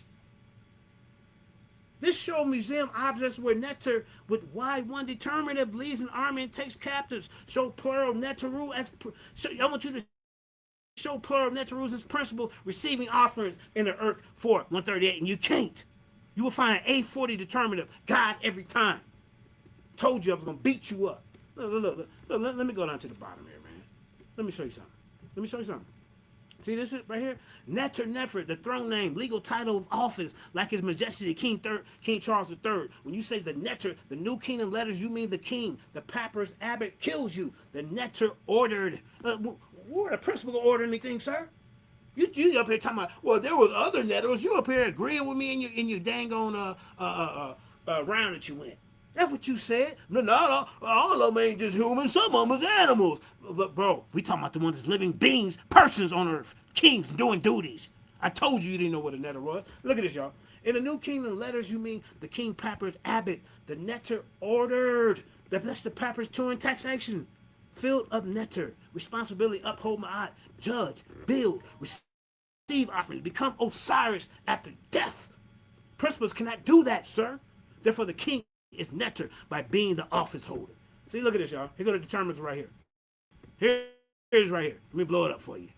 So you can see it. Right here. There it is. Determinant test. A40 is a seated god with beard. Y1 is a papyrus roll which equal abstract. Never attested for a king. 100% of the 18 Dynasty King Neter examples equal A40 god. 0% equal 1 abstract. That's written in 2009.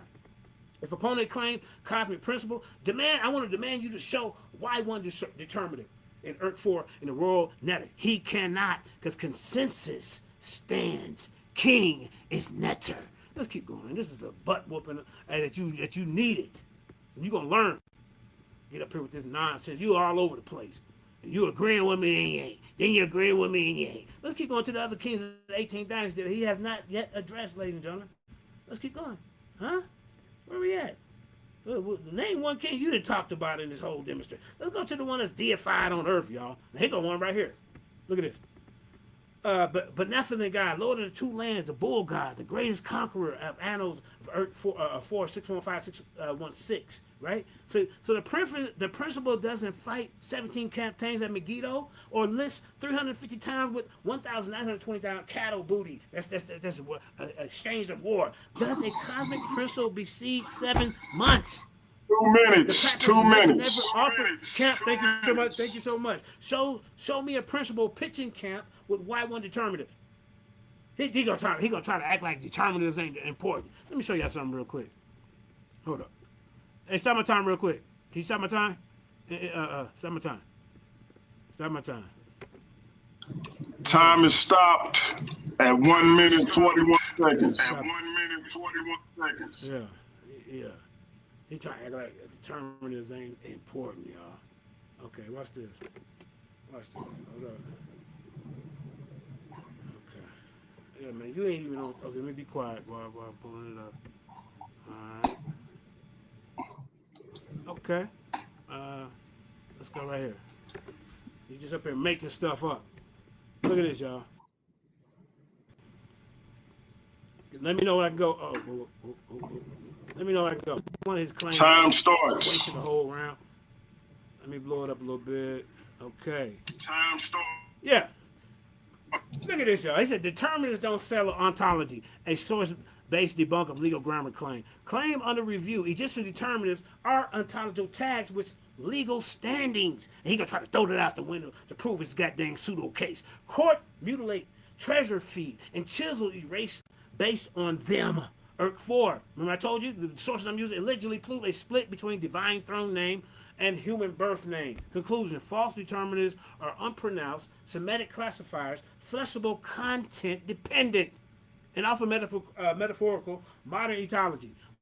What Gardner actually says and doesn't say. Gardner defines determinants as ending soundless sense signs whose primary function appears to determine the meaning of foregoing sound signs and to define the meaning in a general way. Now, if we can't do that, sir, how are we going to understand what the heck we talking about? You done got up here and lied again. Just like somebody else lying, I didn't caught you.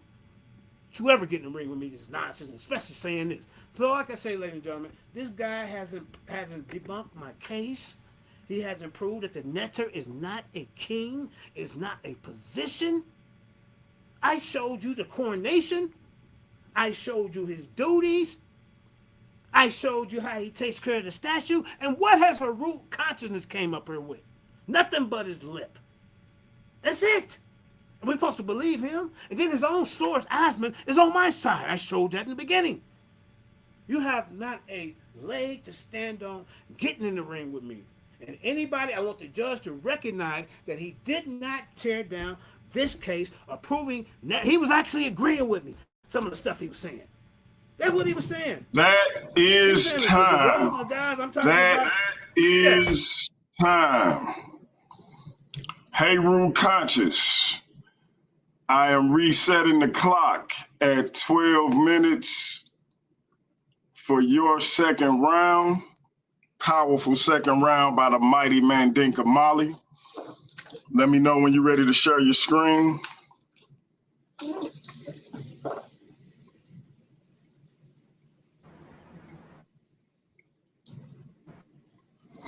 If you see in the chat, I gifted Y'all ready? 5 channel memberships. I just gifted 5 channel memberships.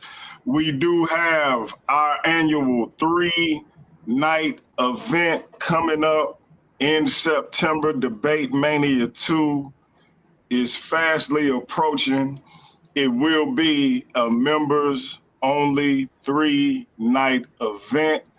If you haven't signed up for the channel membership, please do.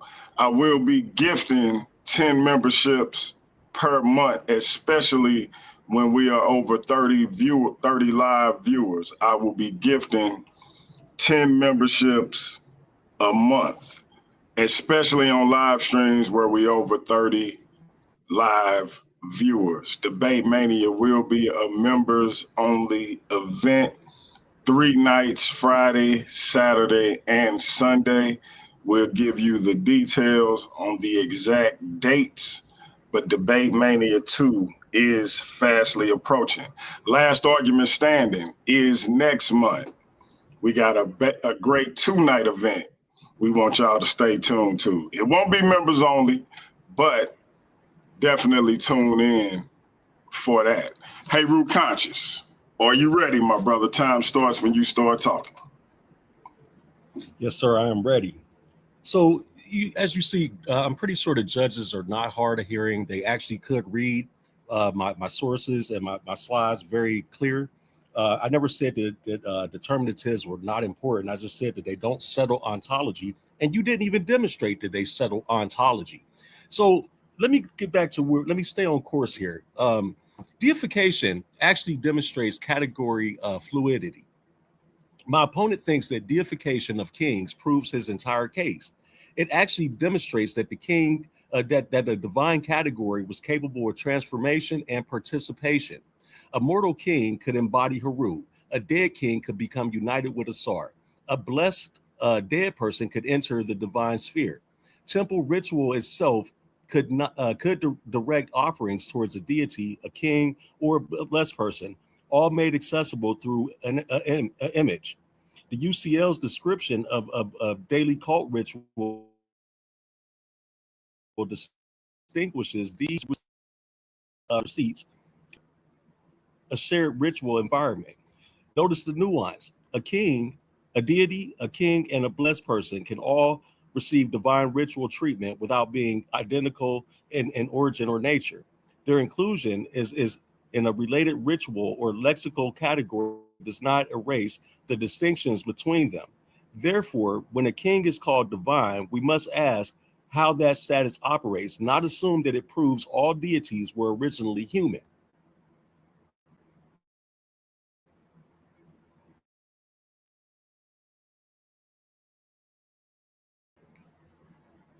So I'm coming with another, I have another source here, actually two coming from the ancient Egyptian mortuary text. And also I have another PDF that was from the Metropolitan. So the development of funerary religion makes the literal identity model even more difficult. By the early New Kingdom, the Book of the Dead compositions appeared in non-royal burials. These texts developed from earlier funerary traditions and allow private individuals to pursue transformation, resurrection, and association with the gods. Research from the University of Chicago describes the Book of the Dead as promising to transform a person into immortal divinity in the afterlife. Its text could identify the deceased with Osiris, Ra, and other forms, divine forms. The Book of the Dead, spell 69, can even have the deceased declare, "Oh, I am Osiris," demonstrating the ritual identification with the resurrected God. Does that mean that every deceased individual literally became the same historical man, or does that demonstrate participatory identity? The deceased entering the condition, power, and regenerative pattern of Osiris. If thousands of individuals can become Osiris so and so, then divine identity can't be treated as a simple one-to-one biological identity. My opponent has posted a long list of authors, anywhere from John Osden, Molifi Asante, Mulana Karenga, Cheikh Anta Diop, Jacob Carruthers, Joseph Ben Jacqueline, Issa Hilliard, and others. But stacking names doesn't eliminate the need to establish the argument. First, summaries posted without exact page quotations and things like that must be verified. I mean, an Amazon listing proves that books exist, but it does not prove that a paraphrase accurately represents the author. Second, even when these scholars affirm divine kingship, that does not automatically establish that every Neter was a literal historical person. Third, most of the summaries presented concerned kingship, not the entire theological category. My opponent cannot cite 6 scholars discussing the king and pretend that he has explained Mayat, Heka, Shu, Nut, Nun, Amen, Ra in 6 different times. That's repetition, not cumulative proof. So my position does not require me to deny that the Neteru were real to the Egyptian. It requires me to show that the affirmative's reduction is unsupported and completely misunderstood. The evidence shows a theological system containing divine kingship, cosmic powers, personified concepts, natural realities, deified humans, funerary transformation, participatory identity, manifestations, and composite Neteru. My opponent's model primarily explains why kings were placed into the divine category. It does not prove that the entire divine category consisted of literal historical human beings. So I leave the judges with one question.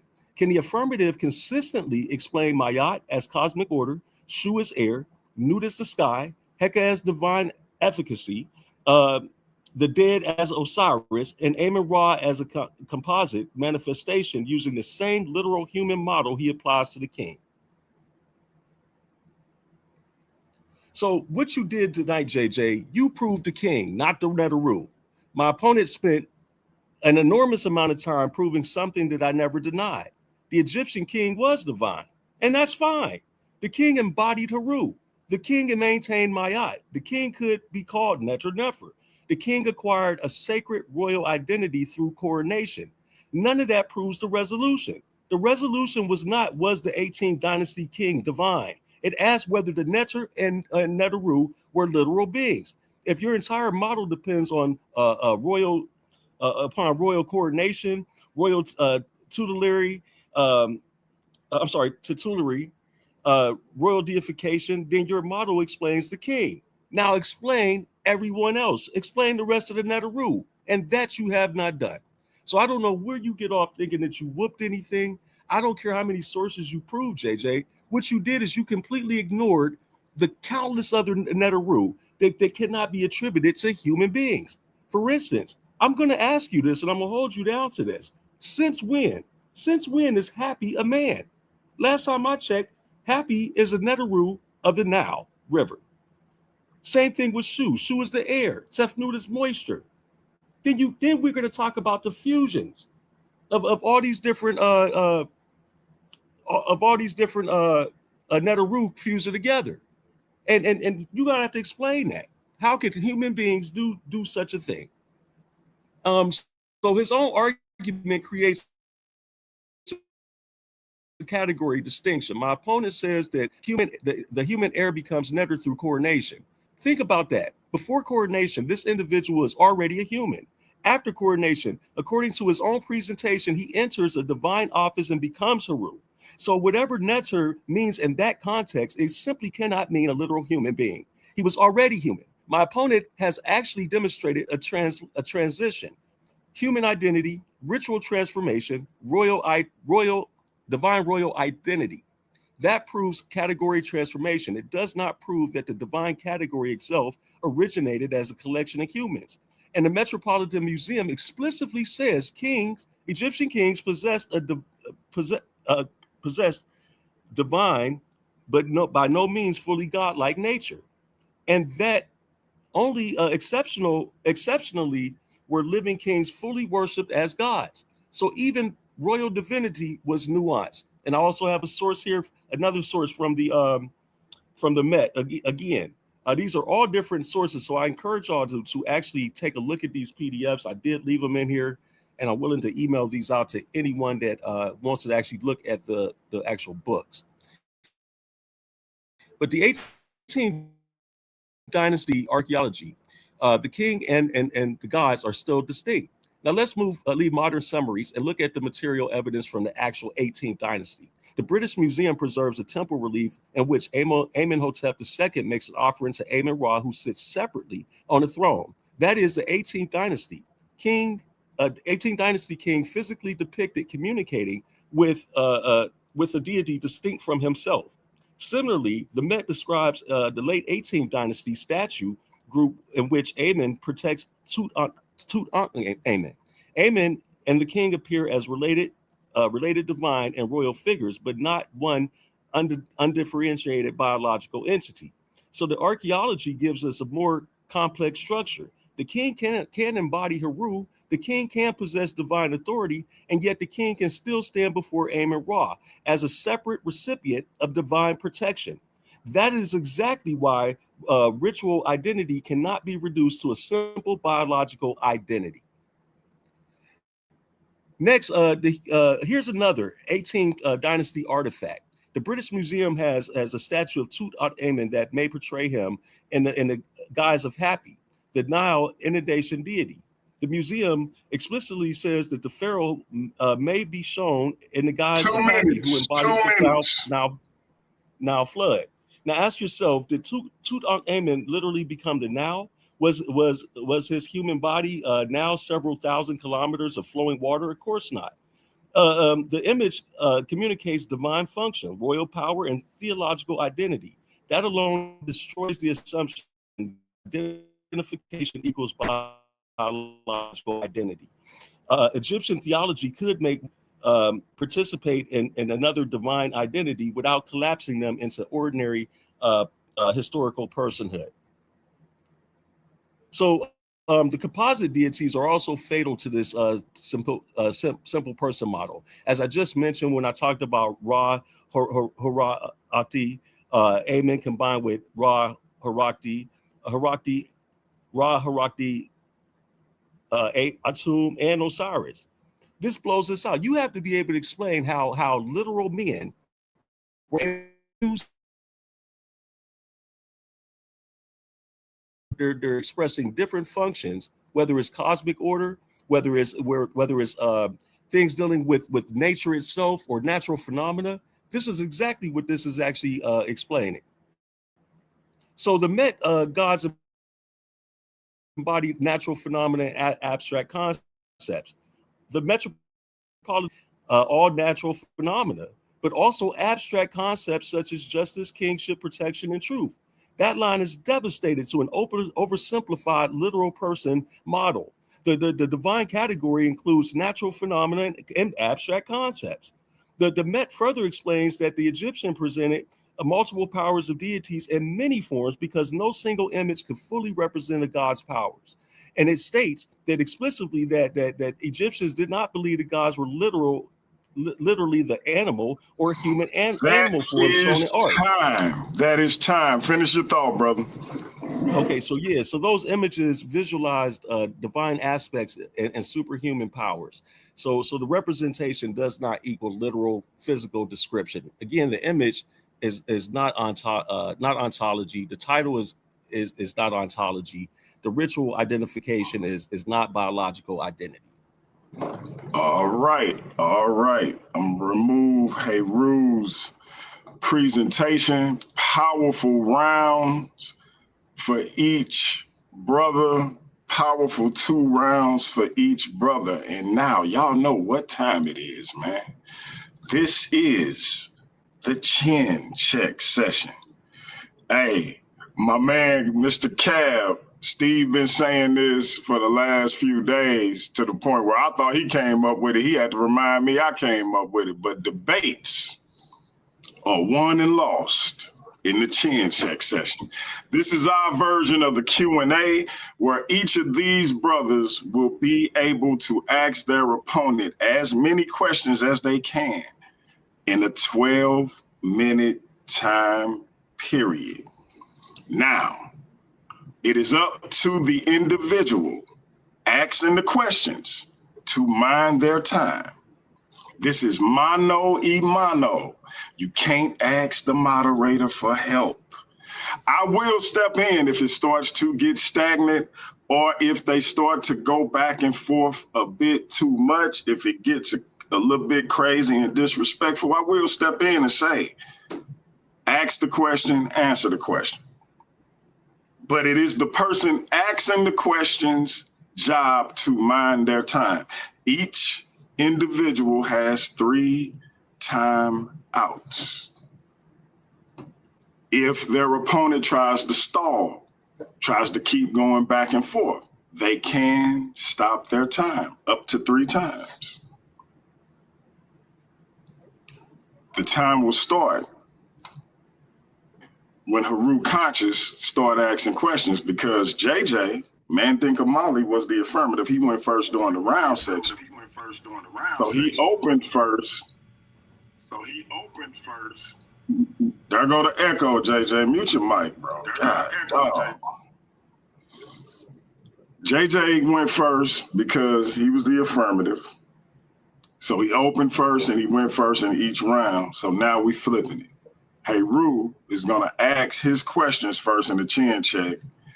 JJ will go second, and then Heru will close first. JJ will close last. JJ, with your audio, this is going to be crazy, but we're going to let y'all rock. I'm sure we're going to hear Heru echoing all throughout this thing. Y'all, we tried to fix it, but JJ ain't trying to hear us. Listen, Heru, time is going to start when you ask your first question. JJ, unmute your mic.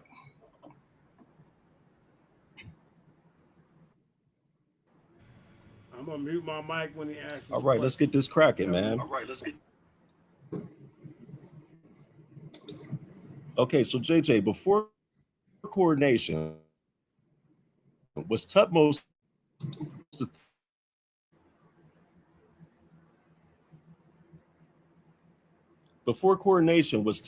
third already a human being?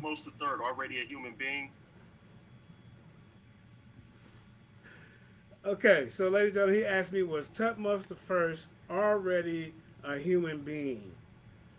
Yes, he was a human being because the king. Tutmos the third. Is he in the 18th dynasty? Okay, so now, okay, so according to your presentation, hold on, according to your presentation, through coordination, the human king becomes horrid.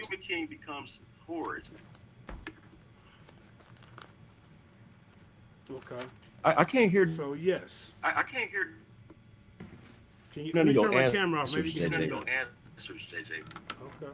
Can you hear me According now? to your presentation, through coordination, yes, according to your through coordination, the king becomes Heru and receives the status Neteru, correct? Yes. Okay, Yes. so then what changed that coordination? His biological.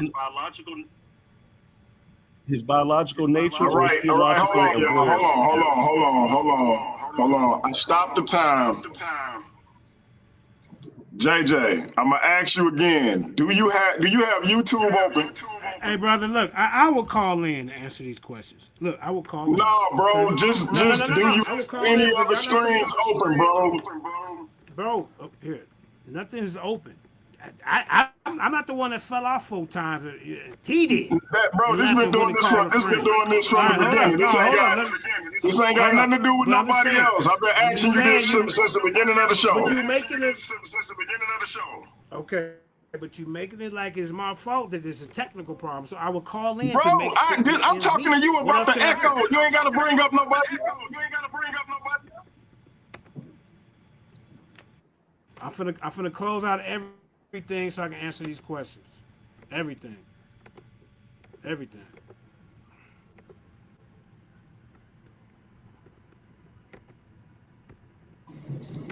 Everything's closed out. Now, is that better? Is that better? Let's try it again. Okay, I could hear you. I just want to make sure you can hear me. He can start his whole time over. I don't even care. Start the whole 12 minutes over.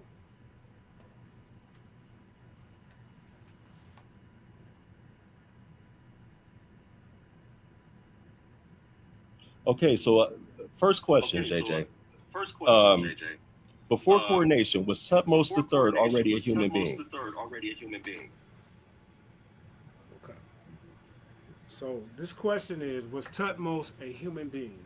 Yes, all kings were human beings, even during the coronation. Just like that's fine. We're not going to run down my time, but hold on. Okay, well then ask the question. Okay, according to your presentation, through coordination, the king becomes Heru and receives the status Nefer, correct? Yes. Okay, so then what changed that coordination? His biological nature or his theological and royal status? Okay, his biological nature didn't change because he's still a human being. His status changed according to their doctrine, according to their belief that yes, now he is the great God, the Neteru.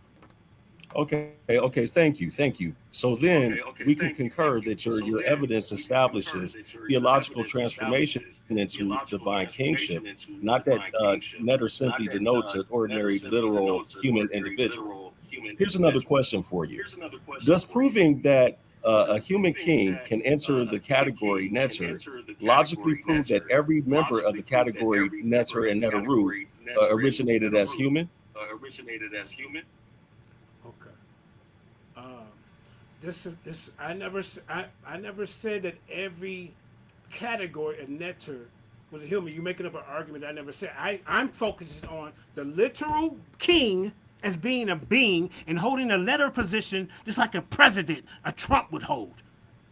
The king's divinity was a political fact. The state investment to investigate tomb robberies as sacrilege against the Neteru. You know what the source is? Okay, so let me ask you this, JJ. Do you accept the Metropolitan Museum of Arts, Department of Egyptian Arts as a credible Egyptological source? I'm sorry. Okay. Well, Do you accept the Metropolitan Museum of Arts? Okay. Department of Egyptian Art as a credible source. Okay, good. Okay, no. Because hold on, it's a simple yes or no. Do you accept it? Every source that I brought was from the museum. Yes, I do. I named 10 museums in this debate. Yes, I accept it. Do you? So then let's do this. Listen, the Met describes the king as having a divine, but by no means fully godlike nature. It says living kings were fully worshipped as gods only in exceptional cases. Do you accept that distinction?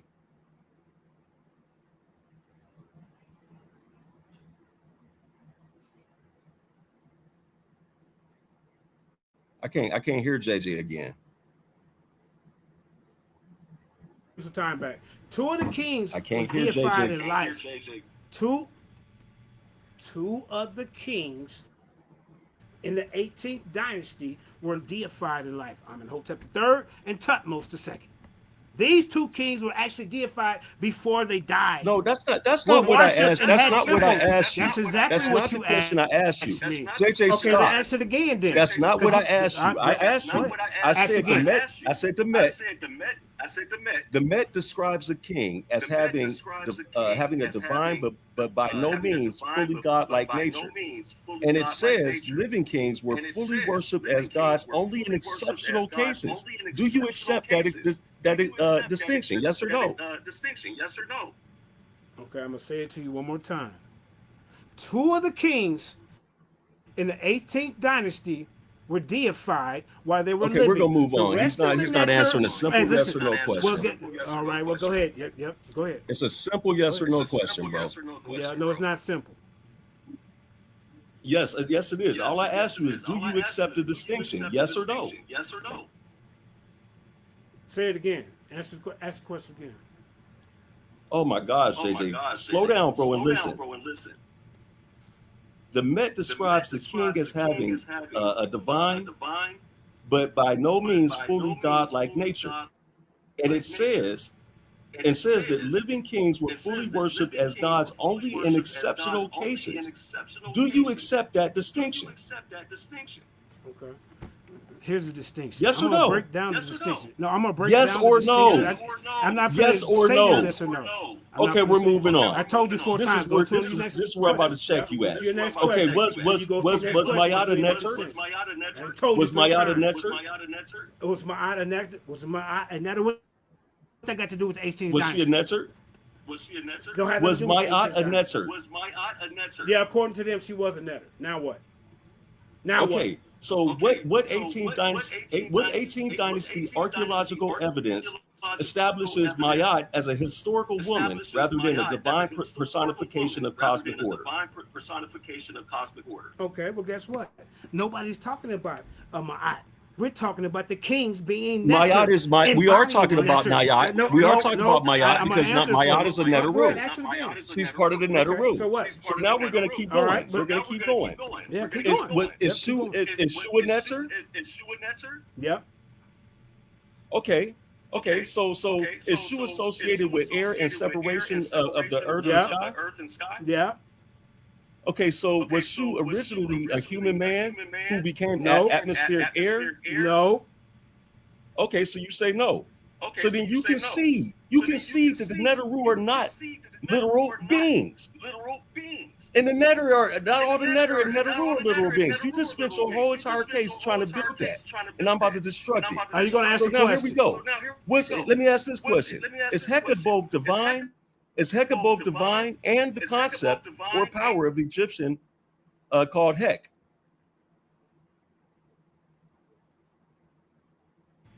Is Heka both divine and the concept or power Egyptians called Heka? Heka is divine. So you agree that it's both divine and the concept of power? Heka is divine. Okay, so under your definition, is Heka a historical person or divine power personified or both? And what evidence distinguishes those categories? Ladies and gentlemen, in this debate, we never talked about Heka. My debate We're is talking about the Neteru as Neter and a position. The Neteru are part of the title, sir. I'm sure. So are you? Well, so what? Okay. Next question. We're gonna get on the Ra. Yeah. Is Amen a Neter? Amen is a Neter. Is Ra Neter? Yeah. Okay. Is Amen Ra also recognized as a divine entity? Yeah, they're beings. Yep. Okay, so if Amen and Ra are two discrete literal beings under your model, what exactly is Amen Ra? A being. A being. Come on, bro. Break it down for us. Amen Ra is the being that they believed in as their Neter God. Now, when you become a king, There were you two go beings. through a coronation ceremony. We're dealing with the fusion. We're dealing with the fusion. We're dealing with the fusion here. Amen, Ra, bro.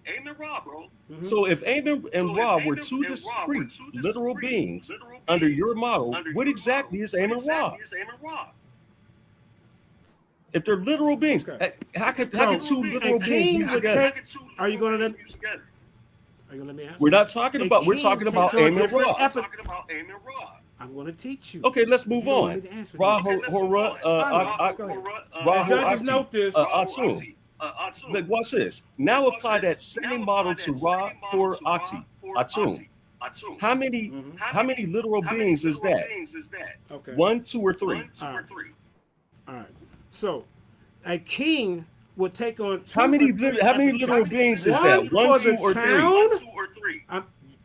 How am I supposed to answer and you keep You're not answering my question. You're talking about a king. I'm talking about applying the same model. I'm applying the same model. We're applying the same model to Ra, Hor, Akti, Atum. How many literal beings is that? Is that 1, 2, or 3, JJ? How many literal beings is that 1, 2, or 3, JJ? Okay. According to them, these kings were beings, right? These kings were human being neters. According to them, their gods is beings. But we're sticking to right here on earth, where I'm showing you a king JJ, is you're a trying neter. to. No, this is my argument, sir. Hey, we're not doing this is my that. argument. We're not doing that. Yeah, no, but it's my time to ask the question. Yeah, we are. This ain't your argument. And that is I don't care what you think. Your turn. Shut your mouth. Shut your mouth. Is time. All right, time will reset at 12 minutes. Time will start when Mandinka Mali asks his first question. As you know, the chin check session can get hot and heavy. And this was probably one of the craziest because of that damn echo. But they powered through it. It was hard to listen to, but we got through it. Listen, Mandinka Mali is about to chin check Heru conscious. Heru conscious just checked his chin. Time to start when Mandinka Mali start asking questions. Okay. Is there any?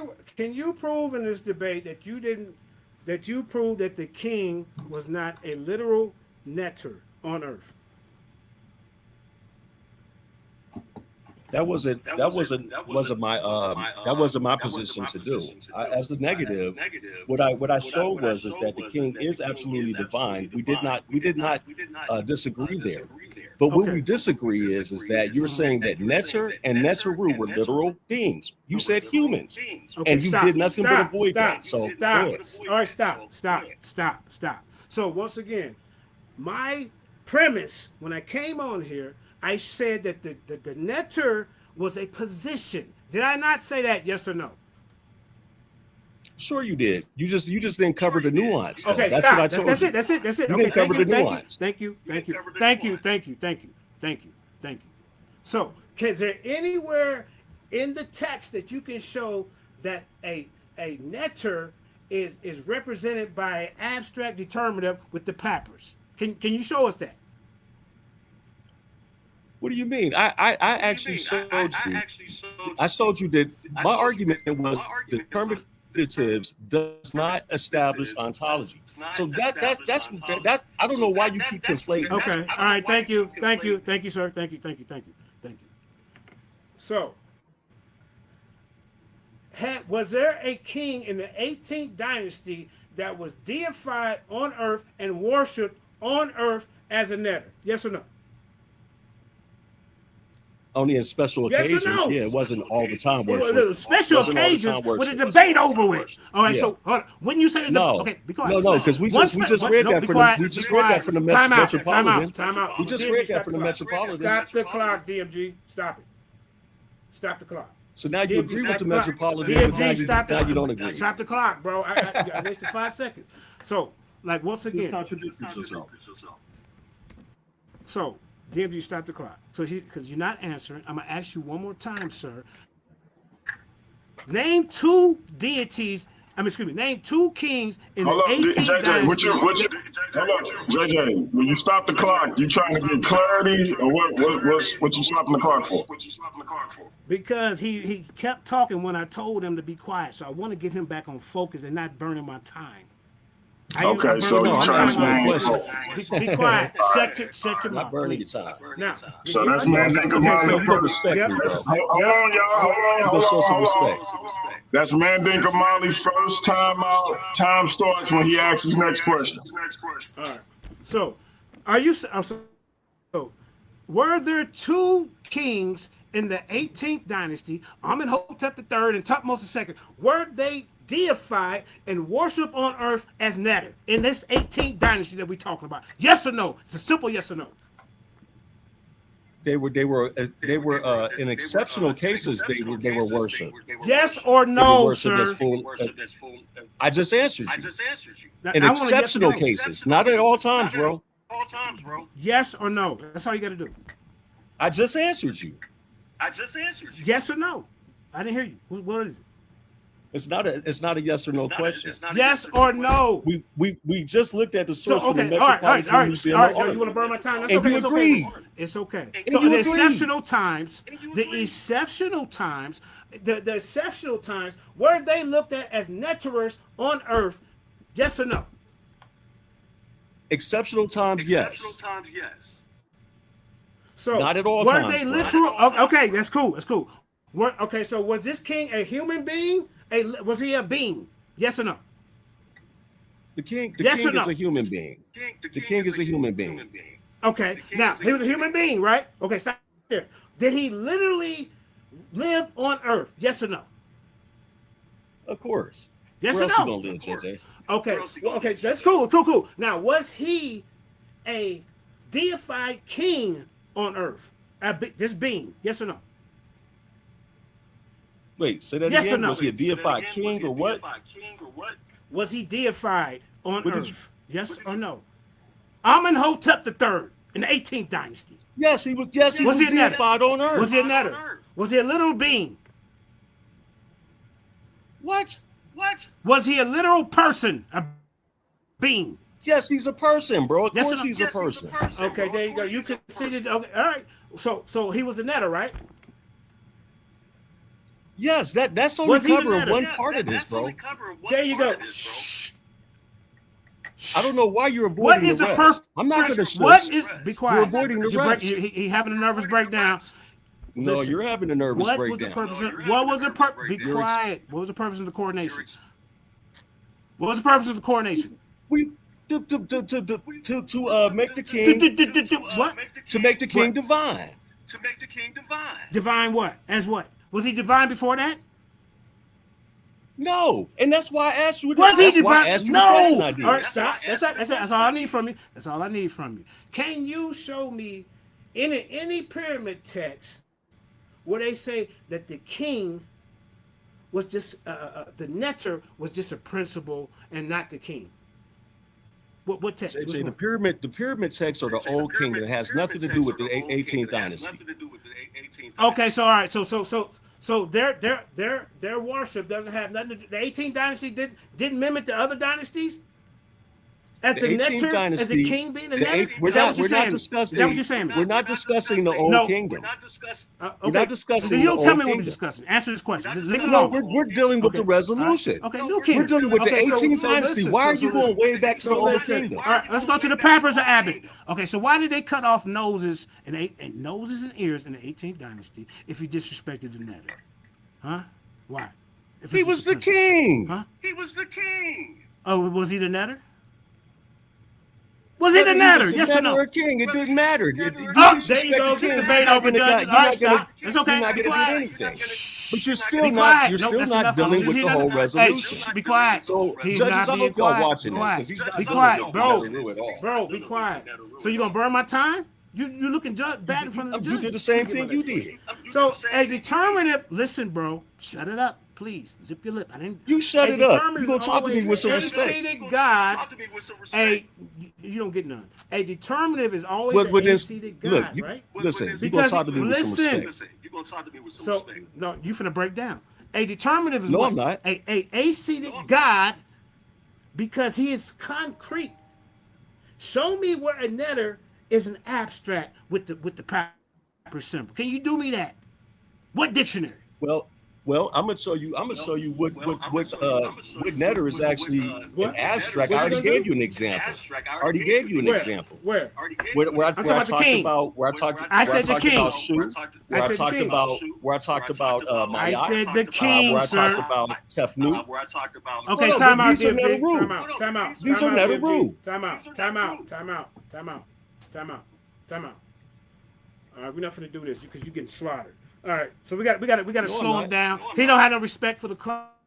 It's not your turn, bro. Be quiet. From the Neteru, bro. Be quiet. I got more questions for you, sir. Man, listen, we're not gonna stop no time. Man, So just where, talk shit, man. bro? Be quiet. All right, listen.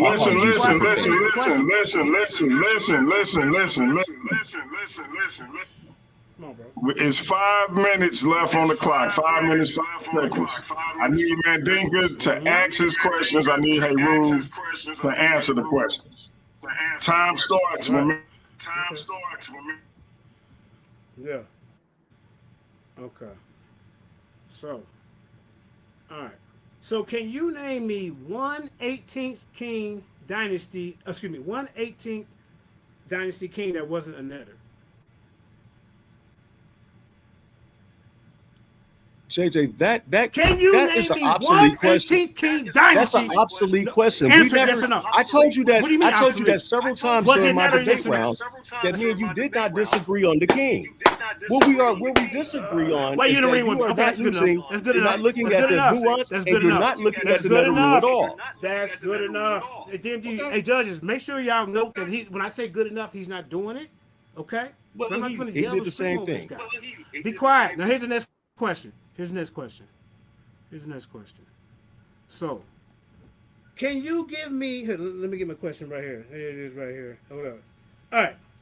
Why do Temple Day books list Neper God's offering to the Netter Nefer daily, the opening of the mouth? Why is that? What exactly are you asking? Okay, let's go to the next one. All right. Why do you know anything about the Urk 4? Do you know anything about that? The museum citations that I listed? Do you know anything about that? I do. I absolutely do. Okay. All right. So, what does Baal say coronation? Why does Baal say coronation unites human heir with royal car? That results is the Netter Nefer if you say that the king is not the Netter. Why? You want me to ask you again? I ask you again. There is a coronation with the United. There is a coronation. No, I got you. I'm gonna rephrase it. Well, you're not gonna let me answer the question. I'm gonna restate it for the audience. There is a coronation that unites human heir with royal heir that results in the Netter Nefer. The results is the Netter Nefer. Can you show me a text where this is just an abstract concept? It's not literal. It's not a being. Can you do that? Well, first of all, no one made that argument. But here, this is what you're doing. Let's go. This actually just establishes theological transformation. You never made it. I'm going to the next one. All right, That's it. Judges, I'm trying to go to the next one. He's not letting me answer anything, but okay. I'm not okay. So can you show me where John Osmond said, your source that you said you brought up, that the king is not Netter or even become Netter? Can you show me that? Just quote it right now. Never made that claim. I sold my quote from John Osmond. Thank you. All right, thank you. What is your definition of a netter? What is my definition of a netter? It's basically the Egyptian term conventionally to translate into a deity or divine being. I don't dispute that. What I dispute is your assumption that the lexical category establishes a single ontology for every netter. That's good enough. And that's what you still have to prove. Thank you, sir. Thank you. All right. So that's wrong definition. That's wrong answer. I want to know, do you know what the job of a netter is? What is it? I already pointed out the job of the Neteru. You should have seen that in my first and second round. Do it again. Well, the king, Do it again. the king actually. Who are you yelling at? Do it again. So again, time out. He's trying to burn my time. Stop the clock. And this is my last time out. He's not letting me answer the question. Stop the clock. All right, this is Mandinka Molly. Last time out. Mandinka, listen. Stop trying to get the man frustrated by being unnecessarily antagonistic, bro. Ask your question and let him answer the question. Time starts when you ask your next question. Hey, Heru, when he say move on, you got to move on, bro. It's his time. There you go. So me telling him to be quiet is not antagonizing. He needs to be quiet when I tell him to be quiet, like I did. Now the next question, sir. Show me on what scholar you got that says that the king wasn't Neter. Any of these scholars that you brung up, quote him right now. That's a straw man. I never argued against that. Okay, that's okay. All right, you want to answer? That's great. Cool. And I said that at the beginning of the debate. Did you prove? It's cool. Did you prove? I know, whatever. Did you prove in this debate that the king is not Neter? I proved that there were Neteru, and they are not literal beings. Did you prove in this debate? Did you prove in this debate that the king is not a literal being and a Neter? Yes or no? Again, I proved the Neteru are not literal beings. Yes or no, sir? The argument was I never didn't about ask the you king. That. What source did you use? The argument was never about the king. Yes, it is. Is No, the king it a wasn't. literal being? Yes or no? I never argued against the king. No, it wasn't. Oh, he's not. I never made an argument. So he's not a against that Neter. point. So he's not the. Is the Neter a position? Who Yes said or that? no? You talking about attack? Who said that? That is time. That is time. Hey, debates are won and lost in the chin check. Listen, time is about to be reset at 3 minutes for the closeout. Family, we're going to put a poll in the chat. We want to know who y'all think took this great debate. Despite the technical difficulties, we powered through it. We appreciate y'all for staying in this thing with us. Heru Conscious is going to be the first to close this thing out. Do you need to share your screen, brother? No. All right, time starts when you start talking. All right, family, judges, audience, and my opponent.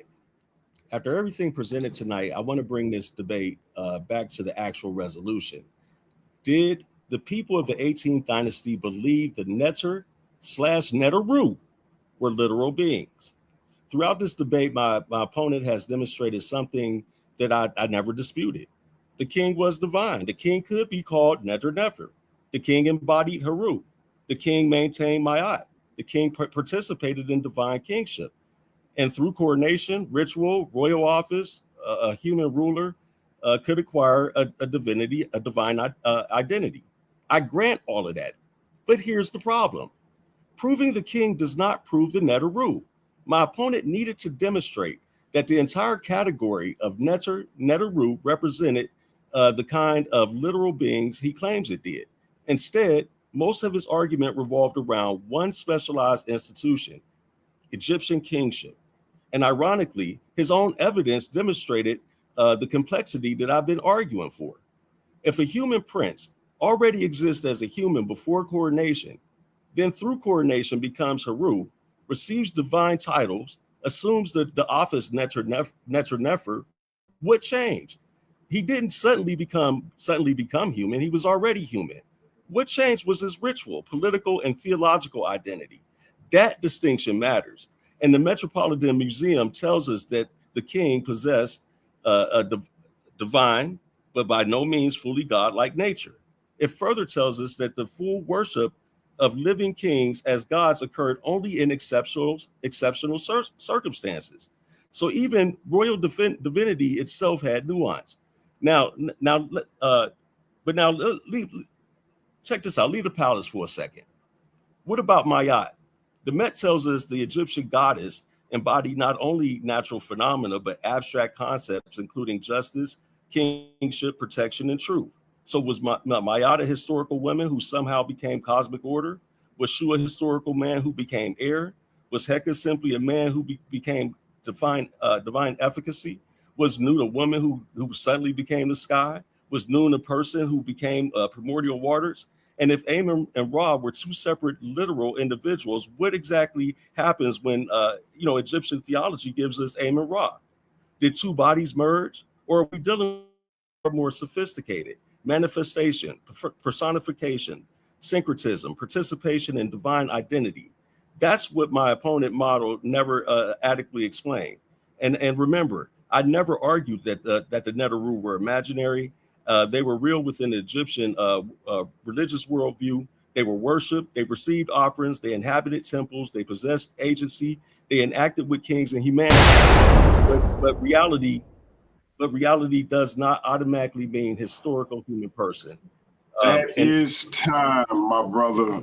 Finish your thought. Personification. Yeah, I was just going to say personification does not automatically become biography. Thank y'all, man, for coming out tonight.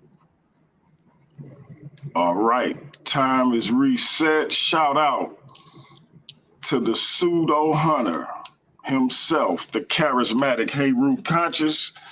I'll let Heru go over about 8 seconds. I'm going to give Mandinka Molly the same privilege. Matter of fact, I'm just going to put it up right now. I'll make it 10 seconds. So, did Mandinka freeze? Hold up. What's up, bro?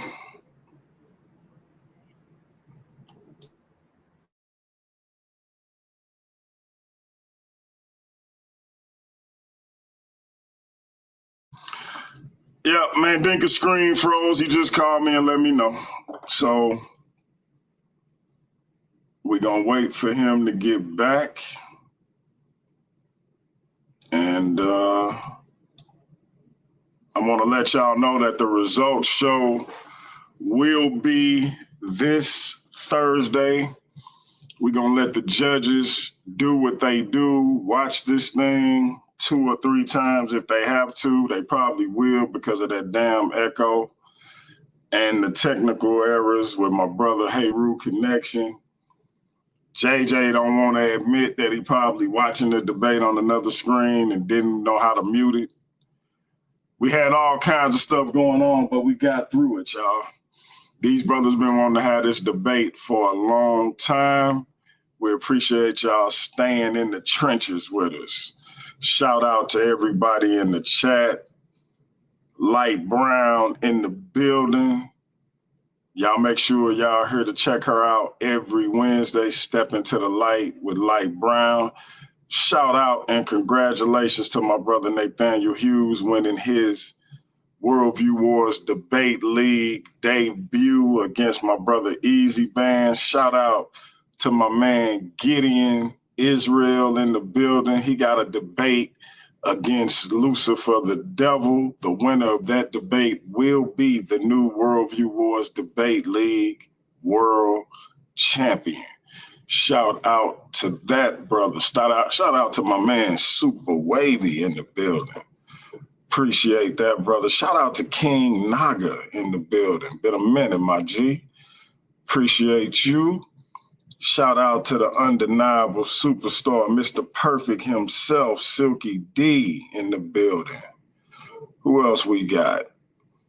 Did Apostle stick with us the whole time? Shout out to the elder wherever he at. Shout out to my man Vincent Mueller and everybody else in the chat. Salute, salute, salute. We appreciate y'all rocking with us. I'm giving away 10 memberships each month leading up to September. I gave away 5 tonight. I'm going to be giving away 5 more when we do the results show. We want to get them channel memberships up.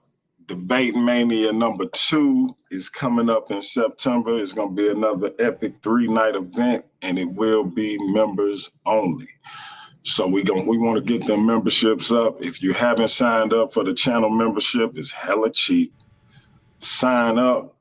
Make sure you're here for Debate Mania #2. Make sure you're here next month for the last argument standing, because it will have repercussions for Debate Mania. We got the champ back in the building. And I gotta apologize, Mandinka, because I didn't do this at the beginning of the show, but I'm gonna do it. Hear me? I can hear you loud and clear, brother. And whatever you did, it seemed like the echo gone finally. I wish you would have did it like an hour ago. Okay, there you go. I hear you now. Can you hear me, DMG? Yep, I can hear you loud and clear.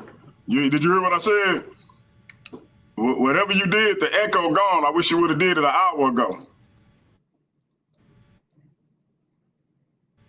Okay, let me go and close it out. But look, I should have did this at the beginning. I should have did this at the beginning, but I'm going to do it now. Charge it to my head, not my heart. Before you close out, let me hit this button. The champ is here! The champ is here! The champ is here!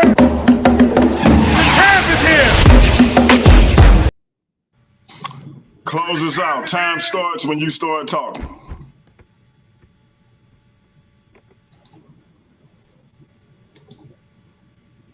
Yeah, man. We're gonna close this out, man.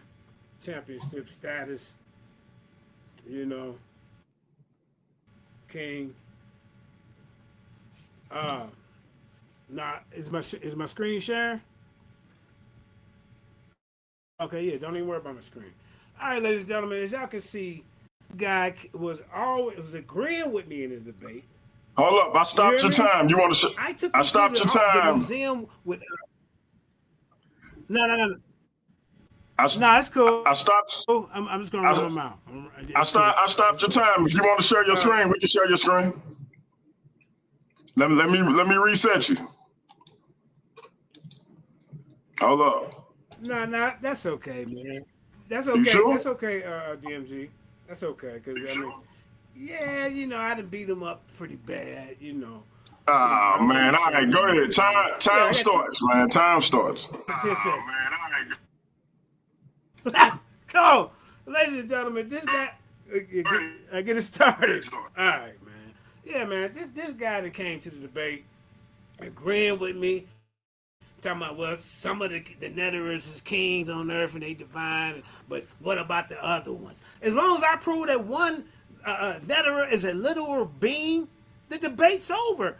You trying to get me to prove, you didn't just prove that there weren't real entities up there. You didn't do that in this debate. But we ain't even dealing with that. We dealing with what's on earth and the king's coronation by becoming Neteru. I showed you that in this debate. Not my fault that you didn't take heed. I showed this man this. The clock stopped again, DMG. It's frozen. Damn. Okay, there we go. Yeah.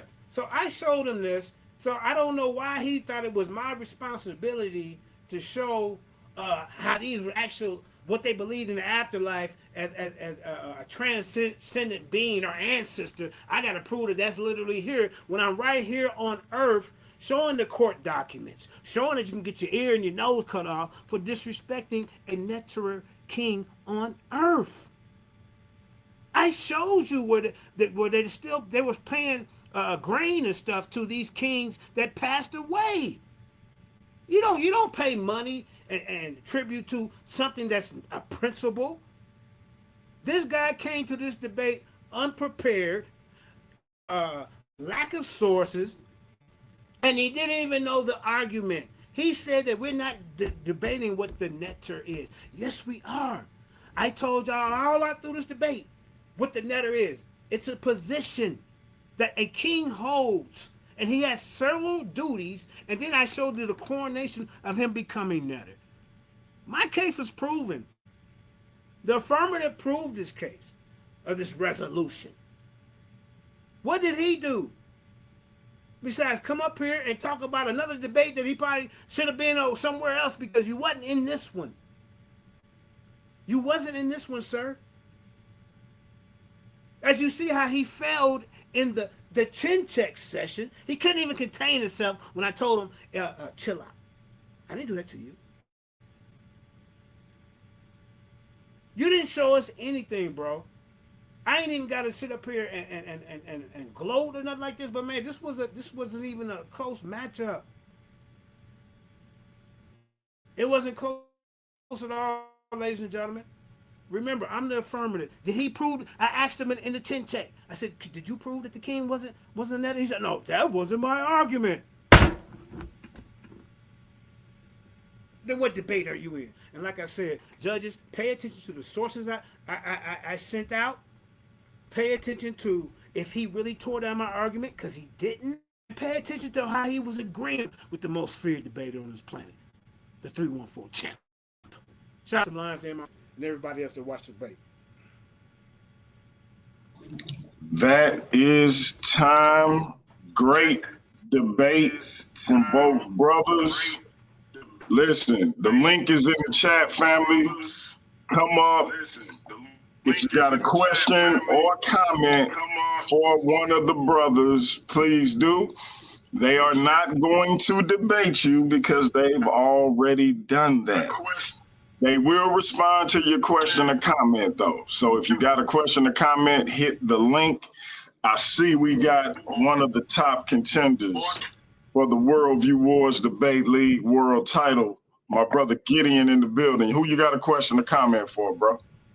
I got a question for both of them. I'm gonna ask it and then I'll just, fall back and let them answer it. But I would like to make a quick comment before I ask them the question. Can you hear me? Yes, sir. Go ahead. All right, yeah, no doubt, man. Appreciate you letting me up, man. All praises to the Most High in the name of Yahshua. Hey, man, this was a good debate. But what I want to comment on real quick before I ask both of them the question and just, let them have it, is that, and people got this topic confused. They lit they lit someone who they think is a top-notch scholar, and I'm not saying he's not, but Jabari skewed this whole conversation because when you're asking, are the Neteru literal, you also got to finish it with literal with what? Because if you're just saying literal, you're leaving it blank. And I don't understand for the life of me why nobody really brought that up. So what I'm going to ask these brothers, and I'm going to fall off, are the Neteru literally netters? And I'll fall back.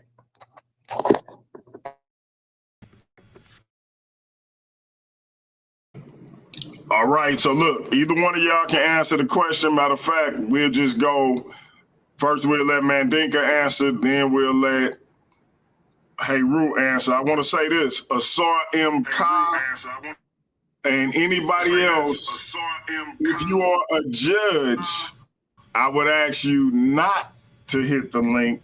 I want you to save any questions or comments you got for the brothers for when y'all hit the panel on Thursday. If you are a judge, reserve hitting the link till we do the results show, the Fallout show on Thursday. Go ahead. And DMC, real quick, I just want to clarify. What I'm asking them is a two-part question. Do they think the title is not too open-ended, but it's just open-ended, and you really can't frame it as are the netters literal because you have to contrast it with something? So with that being said, I would like them to respond, comment on that, and then I'm asking them, are the netters literally netters? Thank you. Okay, thank you. Let me answer that. See, I don't know if the word behind literal is blanked out so you can't see it, because we didn't leave it blank. There's a topic right there that says beings. So a being is a human being. I showed that how the king becomes a Neteru on earth. What are we missing? Yes, a Neteru is a literal being who lives on earth. I don't know how much more I can explain it more simpler. How did anybody miss that in this debate? I'm going to say it again. My whole demonstration was showing that the Neteru was a position that a literal being had. I showed this. I showed that he gets the army together. I showed that he takes care of the temple. I showed that he was a judge. I showed that he was a judge. That's what I showed. So I don't understand how Gideon is missing the topic. Hold on, we got No, Elder you right, Patah. JJ. I didn't see the beings. I thought it was just literal. But you right on that. That beings makes a big difference. Right. Let's let. And I got Elder on the phone that's calling Elder But Patah. I still had that question I want y'all to answer about the netters being literally netters. Okay. The Neterus being literally Neter. So now, if the king is literally a Neteru, because that's his position, then yes, he's literally a Neter. Because that's what now that they believe that the Neter was also some kind of deity above, he goes through a coronation. He goes through a ritual to become the Neteru. That's their belief. It's not about what you believe. It's not about what I believe. It's about what those people believe and wrote down. That's my. All right, let's let Heru answer too.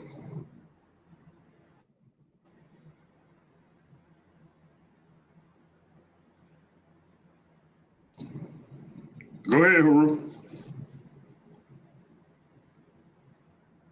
Hey, Rue, don't take this long, but people gonna be saying you got knocked out, man. Heru, you there, bro? Okay. Hey, peace, Gideon. Can you give me your first question again? Well, the first question is kind of a moot point now because it's literal beings. Because usually people would say, "Oh, that Neteru literal," but they usually won't contrast it with nothing. Yo. But the topic is good because it's saying beings. But my question to you is, if you're saying they're not literal beings, are the netters literally netters? That's what I was asking. And good debate to y'all. And like I don't know if you taking opinions, but I did vote, and I think JJ had it hands down on the information. But yeah, that was my question, bro. The netters literally netters. Okay, so no, I was trying to get your first part of the question, but it cut off. It cut off. Yeah, my first question, it really don't matter because my first question don't matter because it's literal beings. So, I didn't see the beings in it, but now I'm asking, are the netters literally netters?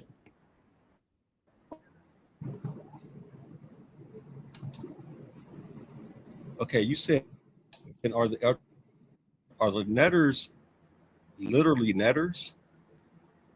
I mean, because when we're looking at the netter and Neteru, right? The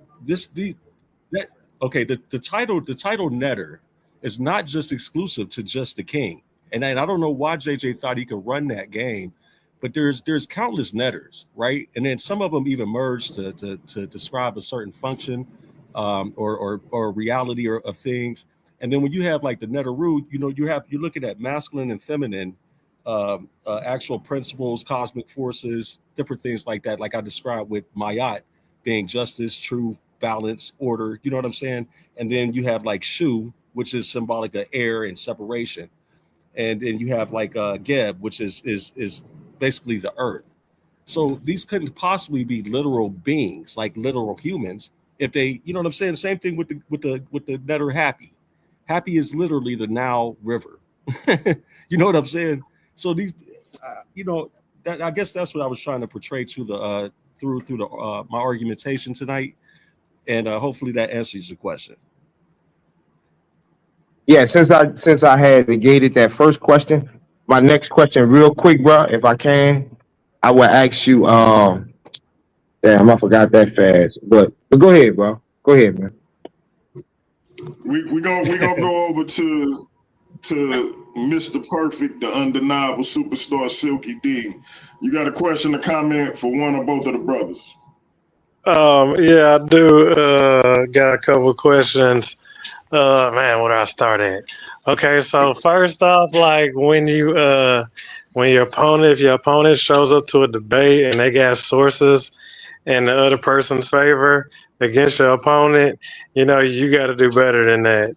And also, if you're agreeing with your opponent, you can't. If you're agreeing the whole time, like what you show up for, just to agree and say you're right.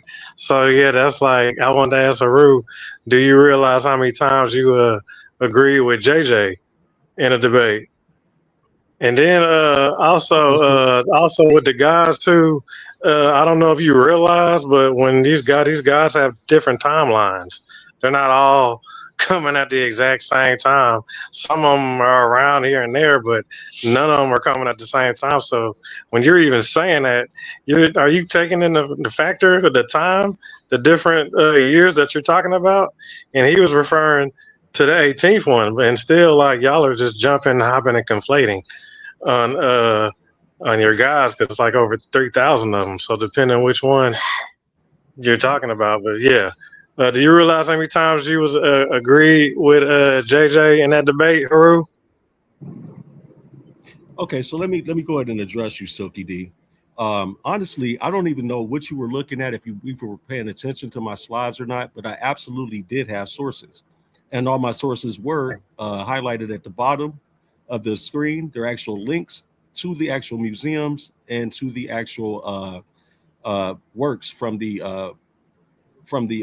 Met. And so now to answer your question, when we were talking about this, as far as Neteru and as far as the king being deified as Neteru, yes, we never disagreed on that. That's the point I'm trying to make. We never disagreed on that part. What I disagreed on him is he wasn't covering the nuance and the totality of Neteru and the Neteru. For example, Ra is a Neteru. So is Amen. Okay, so he hasn't demonstrated that these were literal beings, that these were human beings, like he said. That the resolution that he called for when he defined literal beings, he said humans. So I showed the Neteru that couldn't possibly be humans. So I don't know if you got up here just to throw shade, bro, but you obviously weren't paying attention to the debate. All right, Silky, you got anything for Mandinka? Same question. Yeah, I can. Yeah, go ahead. Yeah, same question to JJ.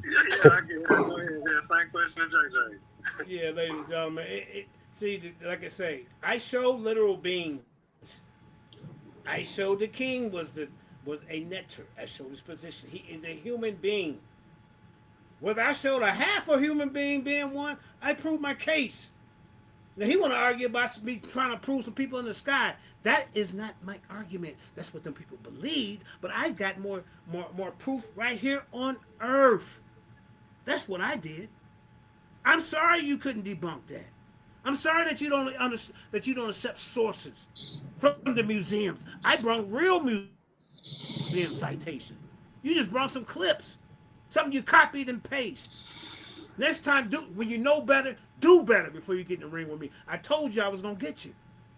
You didn't do nothing in this debate. Is he supposed to be answering questions or talking to me? Besides making a straw man argument and some other goddamn argument. Shut up, bro. I'm talking. I didn't interrupt you. You don't tell me when to be quiet. I'm the champ. You shouldn't even been in the ring with me. You ran 4 times already. Ran and left your belt. Is he supposed to be answering questions or talking to me? You quit and ran and left me quiet. JJ. Answer Silky. You ain't got to address Heru, bro. All right. Yeah, but tell him don't jump in when I'm talking.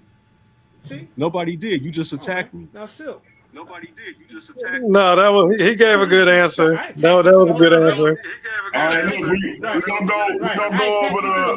we're gonna go over to Jose Francis. Jose, you got a question or comment for Heru or Mandinka Mali? Well, my comment is actually Neteru are both literal and non-literal, sometimes at the same time. So that's my comment. And my question for Heru is, was the topic of the debate the king being a Neteru or the Neteru being literal with 18th dynasty texts in particular? That's the question to Heru. Yes, sir. That the latter end of what you gave. The debate was Look at did the the 18th background. dynasty of Kemet believe that the Neteru were literal beings. We weren't debating was the king divine. We weren't debating was the king Neteru.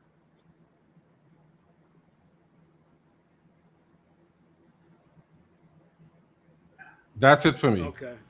Can Yeah, I answer that I feel question, like DMG? yeah, I feel like I followed the Can I resolution. answer that? Jose, did you have anything for Mandinka Molly? No. No. All right, we're gonna move on to Respond Larell that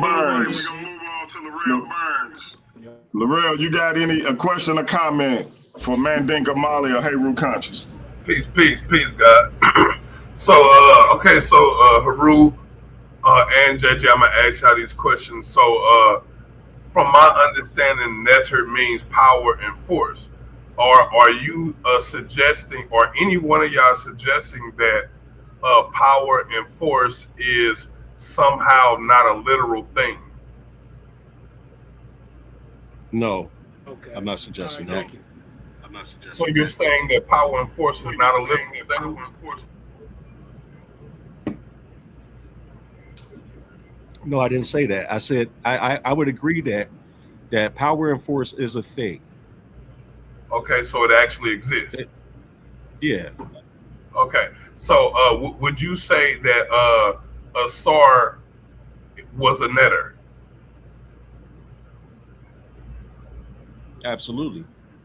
Okay, did a Sar have a child? Yep. Okay, did a Sar live as a man? No, and he lived and had a child through mythology. These weren't actual people in history. These weren't historical people. Did a Sar die like a man?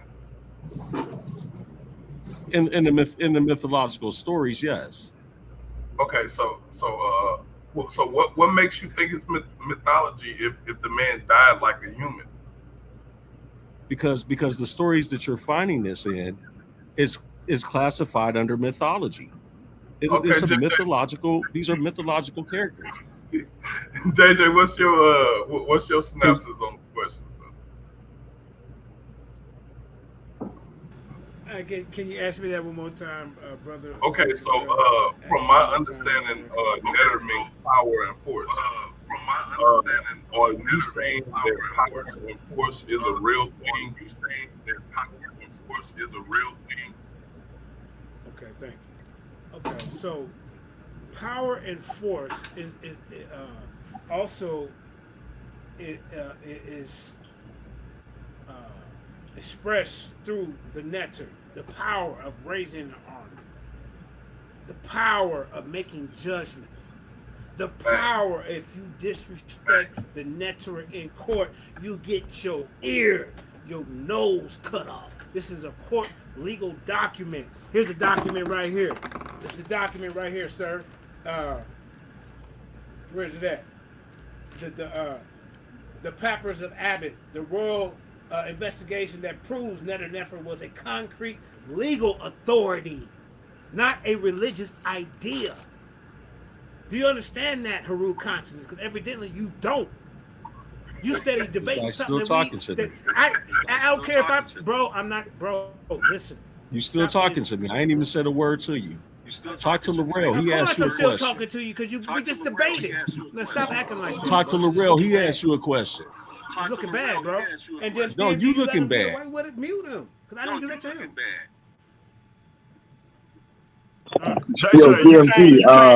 You can't address the man and expect him not to respond, bro. Respond on his time? Yes, I can. Because why you talk, JJ? Don't call the man name if you don't want him to say nothing to you. All right, so yeah. I've already destroyed him in this debate, ladies and gentlemen. I'm not gonna mention anybody's name, but he came to this debate ill-prepared. When you sit up there and try to say, well, you agreed with me through the whole debate, And then you say, well, I didn't say that the king wasn't a divine person, but the king takes on the divine during the coronation. What are you talking about? He becomes Yeah, that was the Neteru. question I wanted to ask him. Debate. Okay, so you agree that Show them this. so JJ, you agree that the power and force that are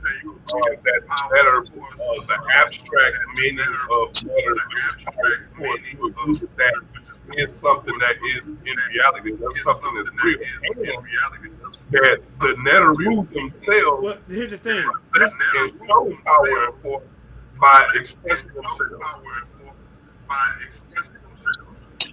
Correct. But the thing is, when they represent a determinative, they don't represent it as an abstract. They are in control. The Neter is in control of Ma'at. The Neter is the one who make do what do you call that, rituals to the king that passed. To, hey bro, hey, I got this statue, right? Hey bro, we need to feed you so you can keep the Nile going. He wanted me to prove that these Neters was real in the sky when I'm right here on Earth. I'm right here on Earth, and he ain't even accepting that evidence. You're not accepting that evidence when I'm showing you the Neter right here on Earth. He want to say, oh, you don't win because you didn't prove the ones in the sky. That ain't how it works, sir. The Neters were literal beings to these people, and they were the king. And JJ, let me ask him this question real quick. Imhotep became a Neter. Hold on, we got Imhotep became a Neter, ladies and gentlemen. We got my brother Nathaniel. And JJ, do me a favor too.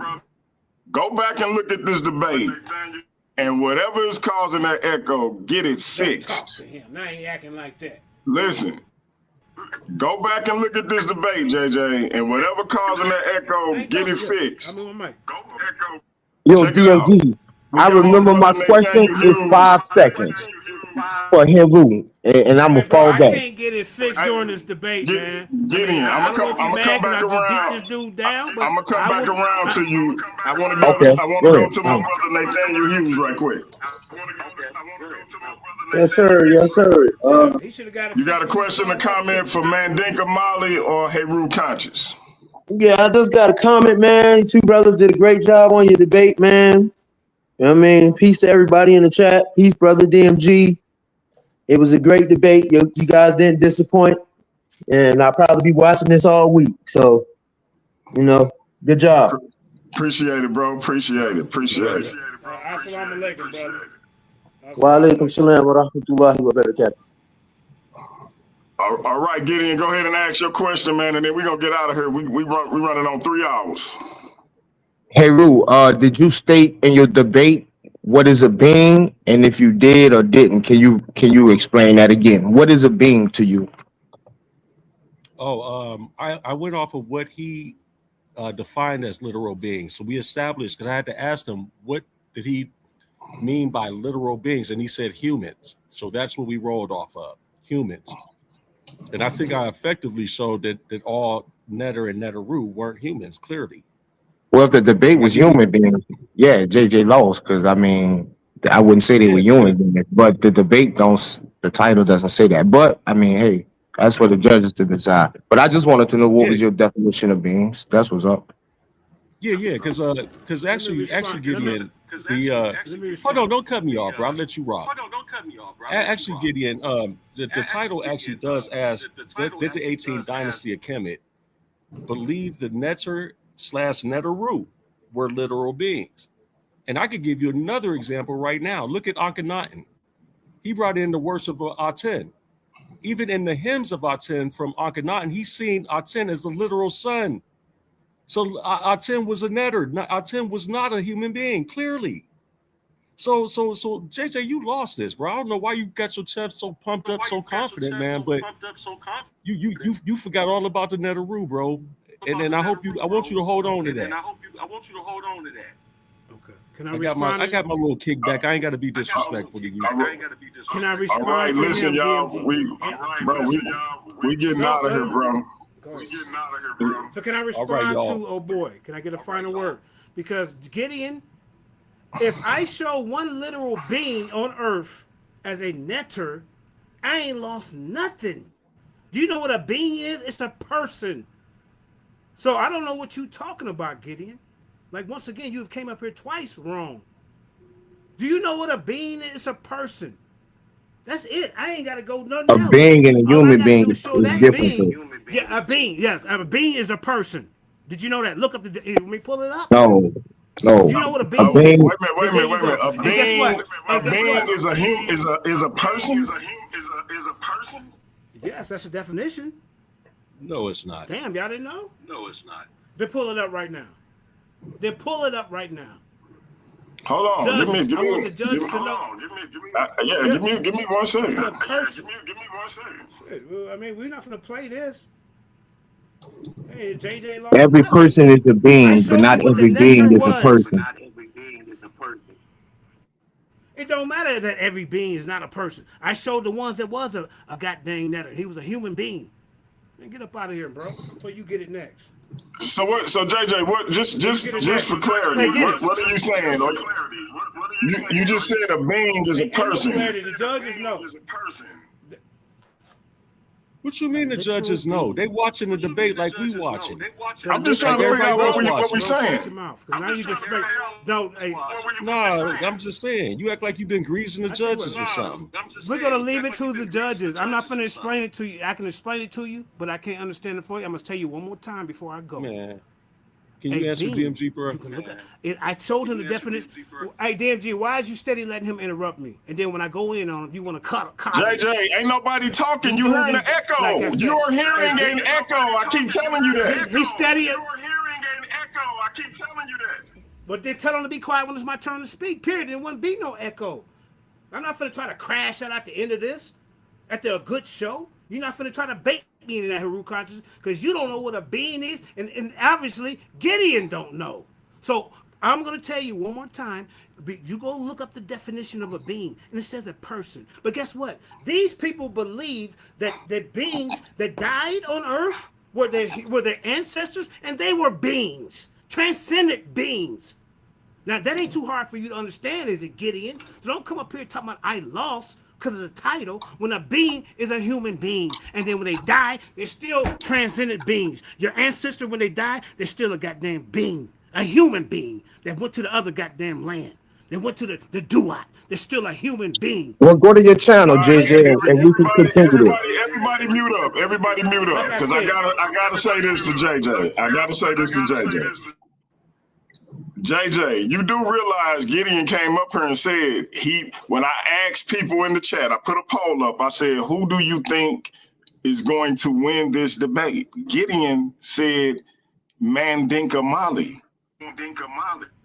So why are you going at Gideon as if he didn't say he thought you won? So why are you going at Gideon as if he didn't say he thought you won? Because he just said I lost according to the title, so I had to explain to him what a being is. A being is a person. You're not a human being, Gideon? Let me ask you. 5 seconds, DMG. I said if the title was, did the 18th Dynasty of Kemet believe the letters were literal human beings, you would have lost that debate. But that's not the title of the debate. So you really like losing it the more you talk and say that beings mean human beings. No, ain't no losing it because you ain't the judge. The more you talk, you're not listening. You didn't even know the title when you got up here. When you got up here, you didn't even know the title. You know. Judges.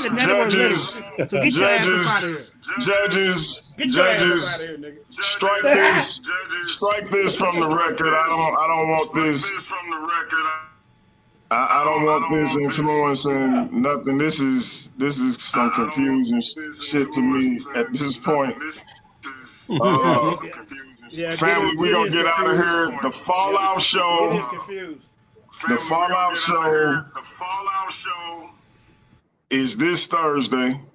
Make sure y'all tune in 7:15 Central Time. The Fallout Show is this Thursday, 7:15 Central Time. The judges will be here to give you their determinations. They are going to explain why they went the way they went. They're going to give you their scorecards, et cetera, et cetera. I think we got some exceptional judges. And If they can't make it, they will be giving me their scorecard ahead of time, whether it's the two primaries or the alternate. That way we won't find ourselves in the situation that we were in the other night. All right. Because this is my dog right here. This my sis. I'm gonna let her come up. But sis, I was about to get out of here, but because it's you, I'm gonna bring you up. Step into the light. Well, bring us home. What's going on? What's going on? I mean, it's already my understanding that these netters were literal human beings deified over time. So I got JJ for the win. I just came up here to make sure you plug the face off between Right. Easy Tell 'em, Light. Bands and Jose. Hey, you my new tag team partner.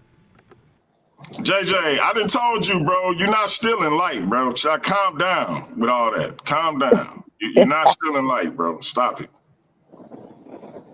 But yeah. No, that's my tag team partner. Knock it off, bro. Mute out, JJ. Mute out. Well, yeah, I mean, this been my understanding for years. And I think that Like, you're gonna have to pick a side between me and JJ. well, you already know where I'm rolling. Home team.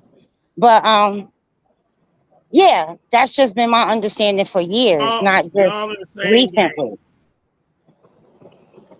Not just recently, so and I don't understand why it's like we've seen it happen over and over and over in time. Or over a course of historically, we've seen them turn literal human beings into deities. So well, I think it was some nuance to the debate that it seemed like got a little lost in the sauce during the course of the debate. But I think the judges are sophisticated enough to disseminate it. I think both brothers did excellent jobs bringing their particular arguments. I think they came up with the specifics of this title, and I think they argued it in their own particular lanes. And so I'm looking forward to this Fallout show. Y'all make sure y'all there. I'll be giving away 5 more memberships. If you haven't already signed up for the membership, they dirt cheap. Debate Mania, 3-night event. Members only, make sure y'all there. Last argument standing, also next month. We got a lot of things coming up, man. Make sure y'all here for it. Gideon will be taking on Josh Shue for the Worldview Wars Debate League World title. We got Steve, the Kemet infomonger, taking on Big Hemi for the Worldview Wars Debate League social media title. We got the tandem division popping off. For those who didn't catch that face-off, we got the Kemetic Express taking on the Legion of Gnosis for the tandem titles. We got a lot going on Worldview Wars Debate League and Paradigm Shift TV. Y'all know what it is, man. We're going to find out who won this debate Thursday night. We also found out Nate Hughes won his debut match against our brother Easy Bands. Easy Bands and our brother Jose got a face-off coming up on Light Show on Wednesday. Step into the light with Light Brown, man. Make sure y'all here for all of it. So till next time, family, we will be black at it again. But for now, that's peace. We'll see y'all Thursday for the Fallout show. We'll see you Wednesday for Step into the Light with Light Brown. We out of here. I wasn't stepping to. I ain't disrespecting you, son. You wanted to be one way. What? You wanted to be one way. But it's the other way.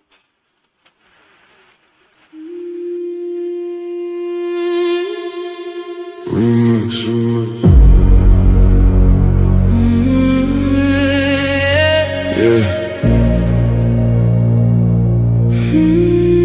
Funny how everybody loved the debate till the judges say they lost. Funny how everybody claimed they want smoke till the scorecards come across. My name is my name. Everybody gangster when the verdict go their way. Taking victory laps, posting on social media all day. But let them catch an L, now the judges all corrupt. Now the rules wasn't fair, now the platform messed up. When you won, it was justice. When you lost, it was rigged. When the spotlight was on you, man, you danced a little jig. Funny how the narrative changes overnight. You a scholar on Monday, by Tuesday ready to fight. Y'all don't want accountability, you want applause. Want championship treatment without championship flaws. See, debate ain't about feelings, it's about evidence, argument, and skill. Sometimes you climb the mountain, sometimes you fall down the hill. You want it to be one way, but it's the other way. but it's the other way. When you win, it's all love. When you lose, it's another day. You want it to be one way, but it's the other way. the same judges you praised last month ain't fair today. You want it to be one way, but it's the other way. the facts don't bend for feelings, no matter what you say. My name, Yeah, my name. the hate got me laughing. It really tell the story. If the platform wasn't working, why they obsessed with my glory? Every week somebody got an opinion to proclaim, but they still tune in faithfully. That's free promotion of the name. Paradigm shift, TV 314 still standing, while critics in the comments keep demanding and demanding. See the infamous perspective, giving viewpoints room to breathe. The black church files digging deeper than was seen. The Kemet takeover, bringing culture to the floor. The GT perspective, asking questions they ignore. Here you get many choices. Ladies' night, giving divas voices. Different minds, different paths, different truth. Reaching the elders and the youth. But it's the other way. You said the platform needed you, but somehow you still stayed. Yeah, You wanted to be one way, but it's the other way. the show keeps moving forward even after people stray. You wanted to be one way, But it's the other way. the audience decides, not the stories that you made. My name is my I've seen debaters come and go. Some legends, some pretenders. Some became champions, some became contenders. Some accepted losses and came back even stronger. Others spent 6 months complaining and being bitter even longer. Everybody wanna run a platform. Everybody got advice, but very few know the sacrifice. Are willing to pay the price. Fight facts, challenge views, give the people real discussion. Not excuses when you lose, or whether they applaud or whether they complain. One thing remains forever. My name is my name.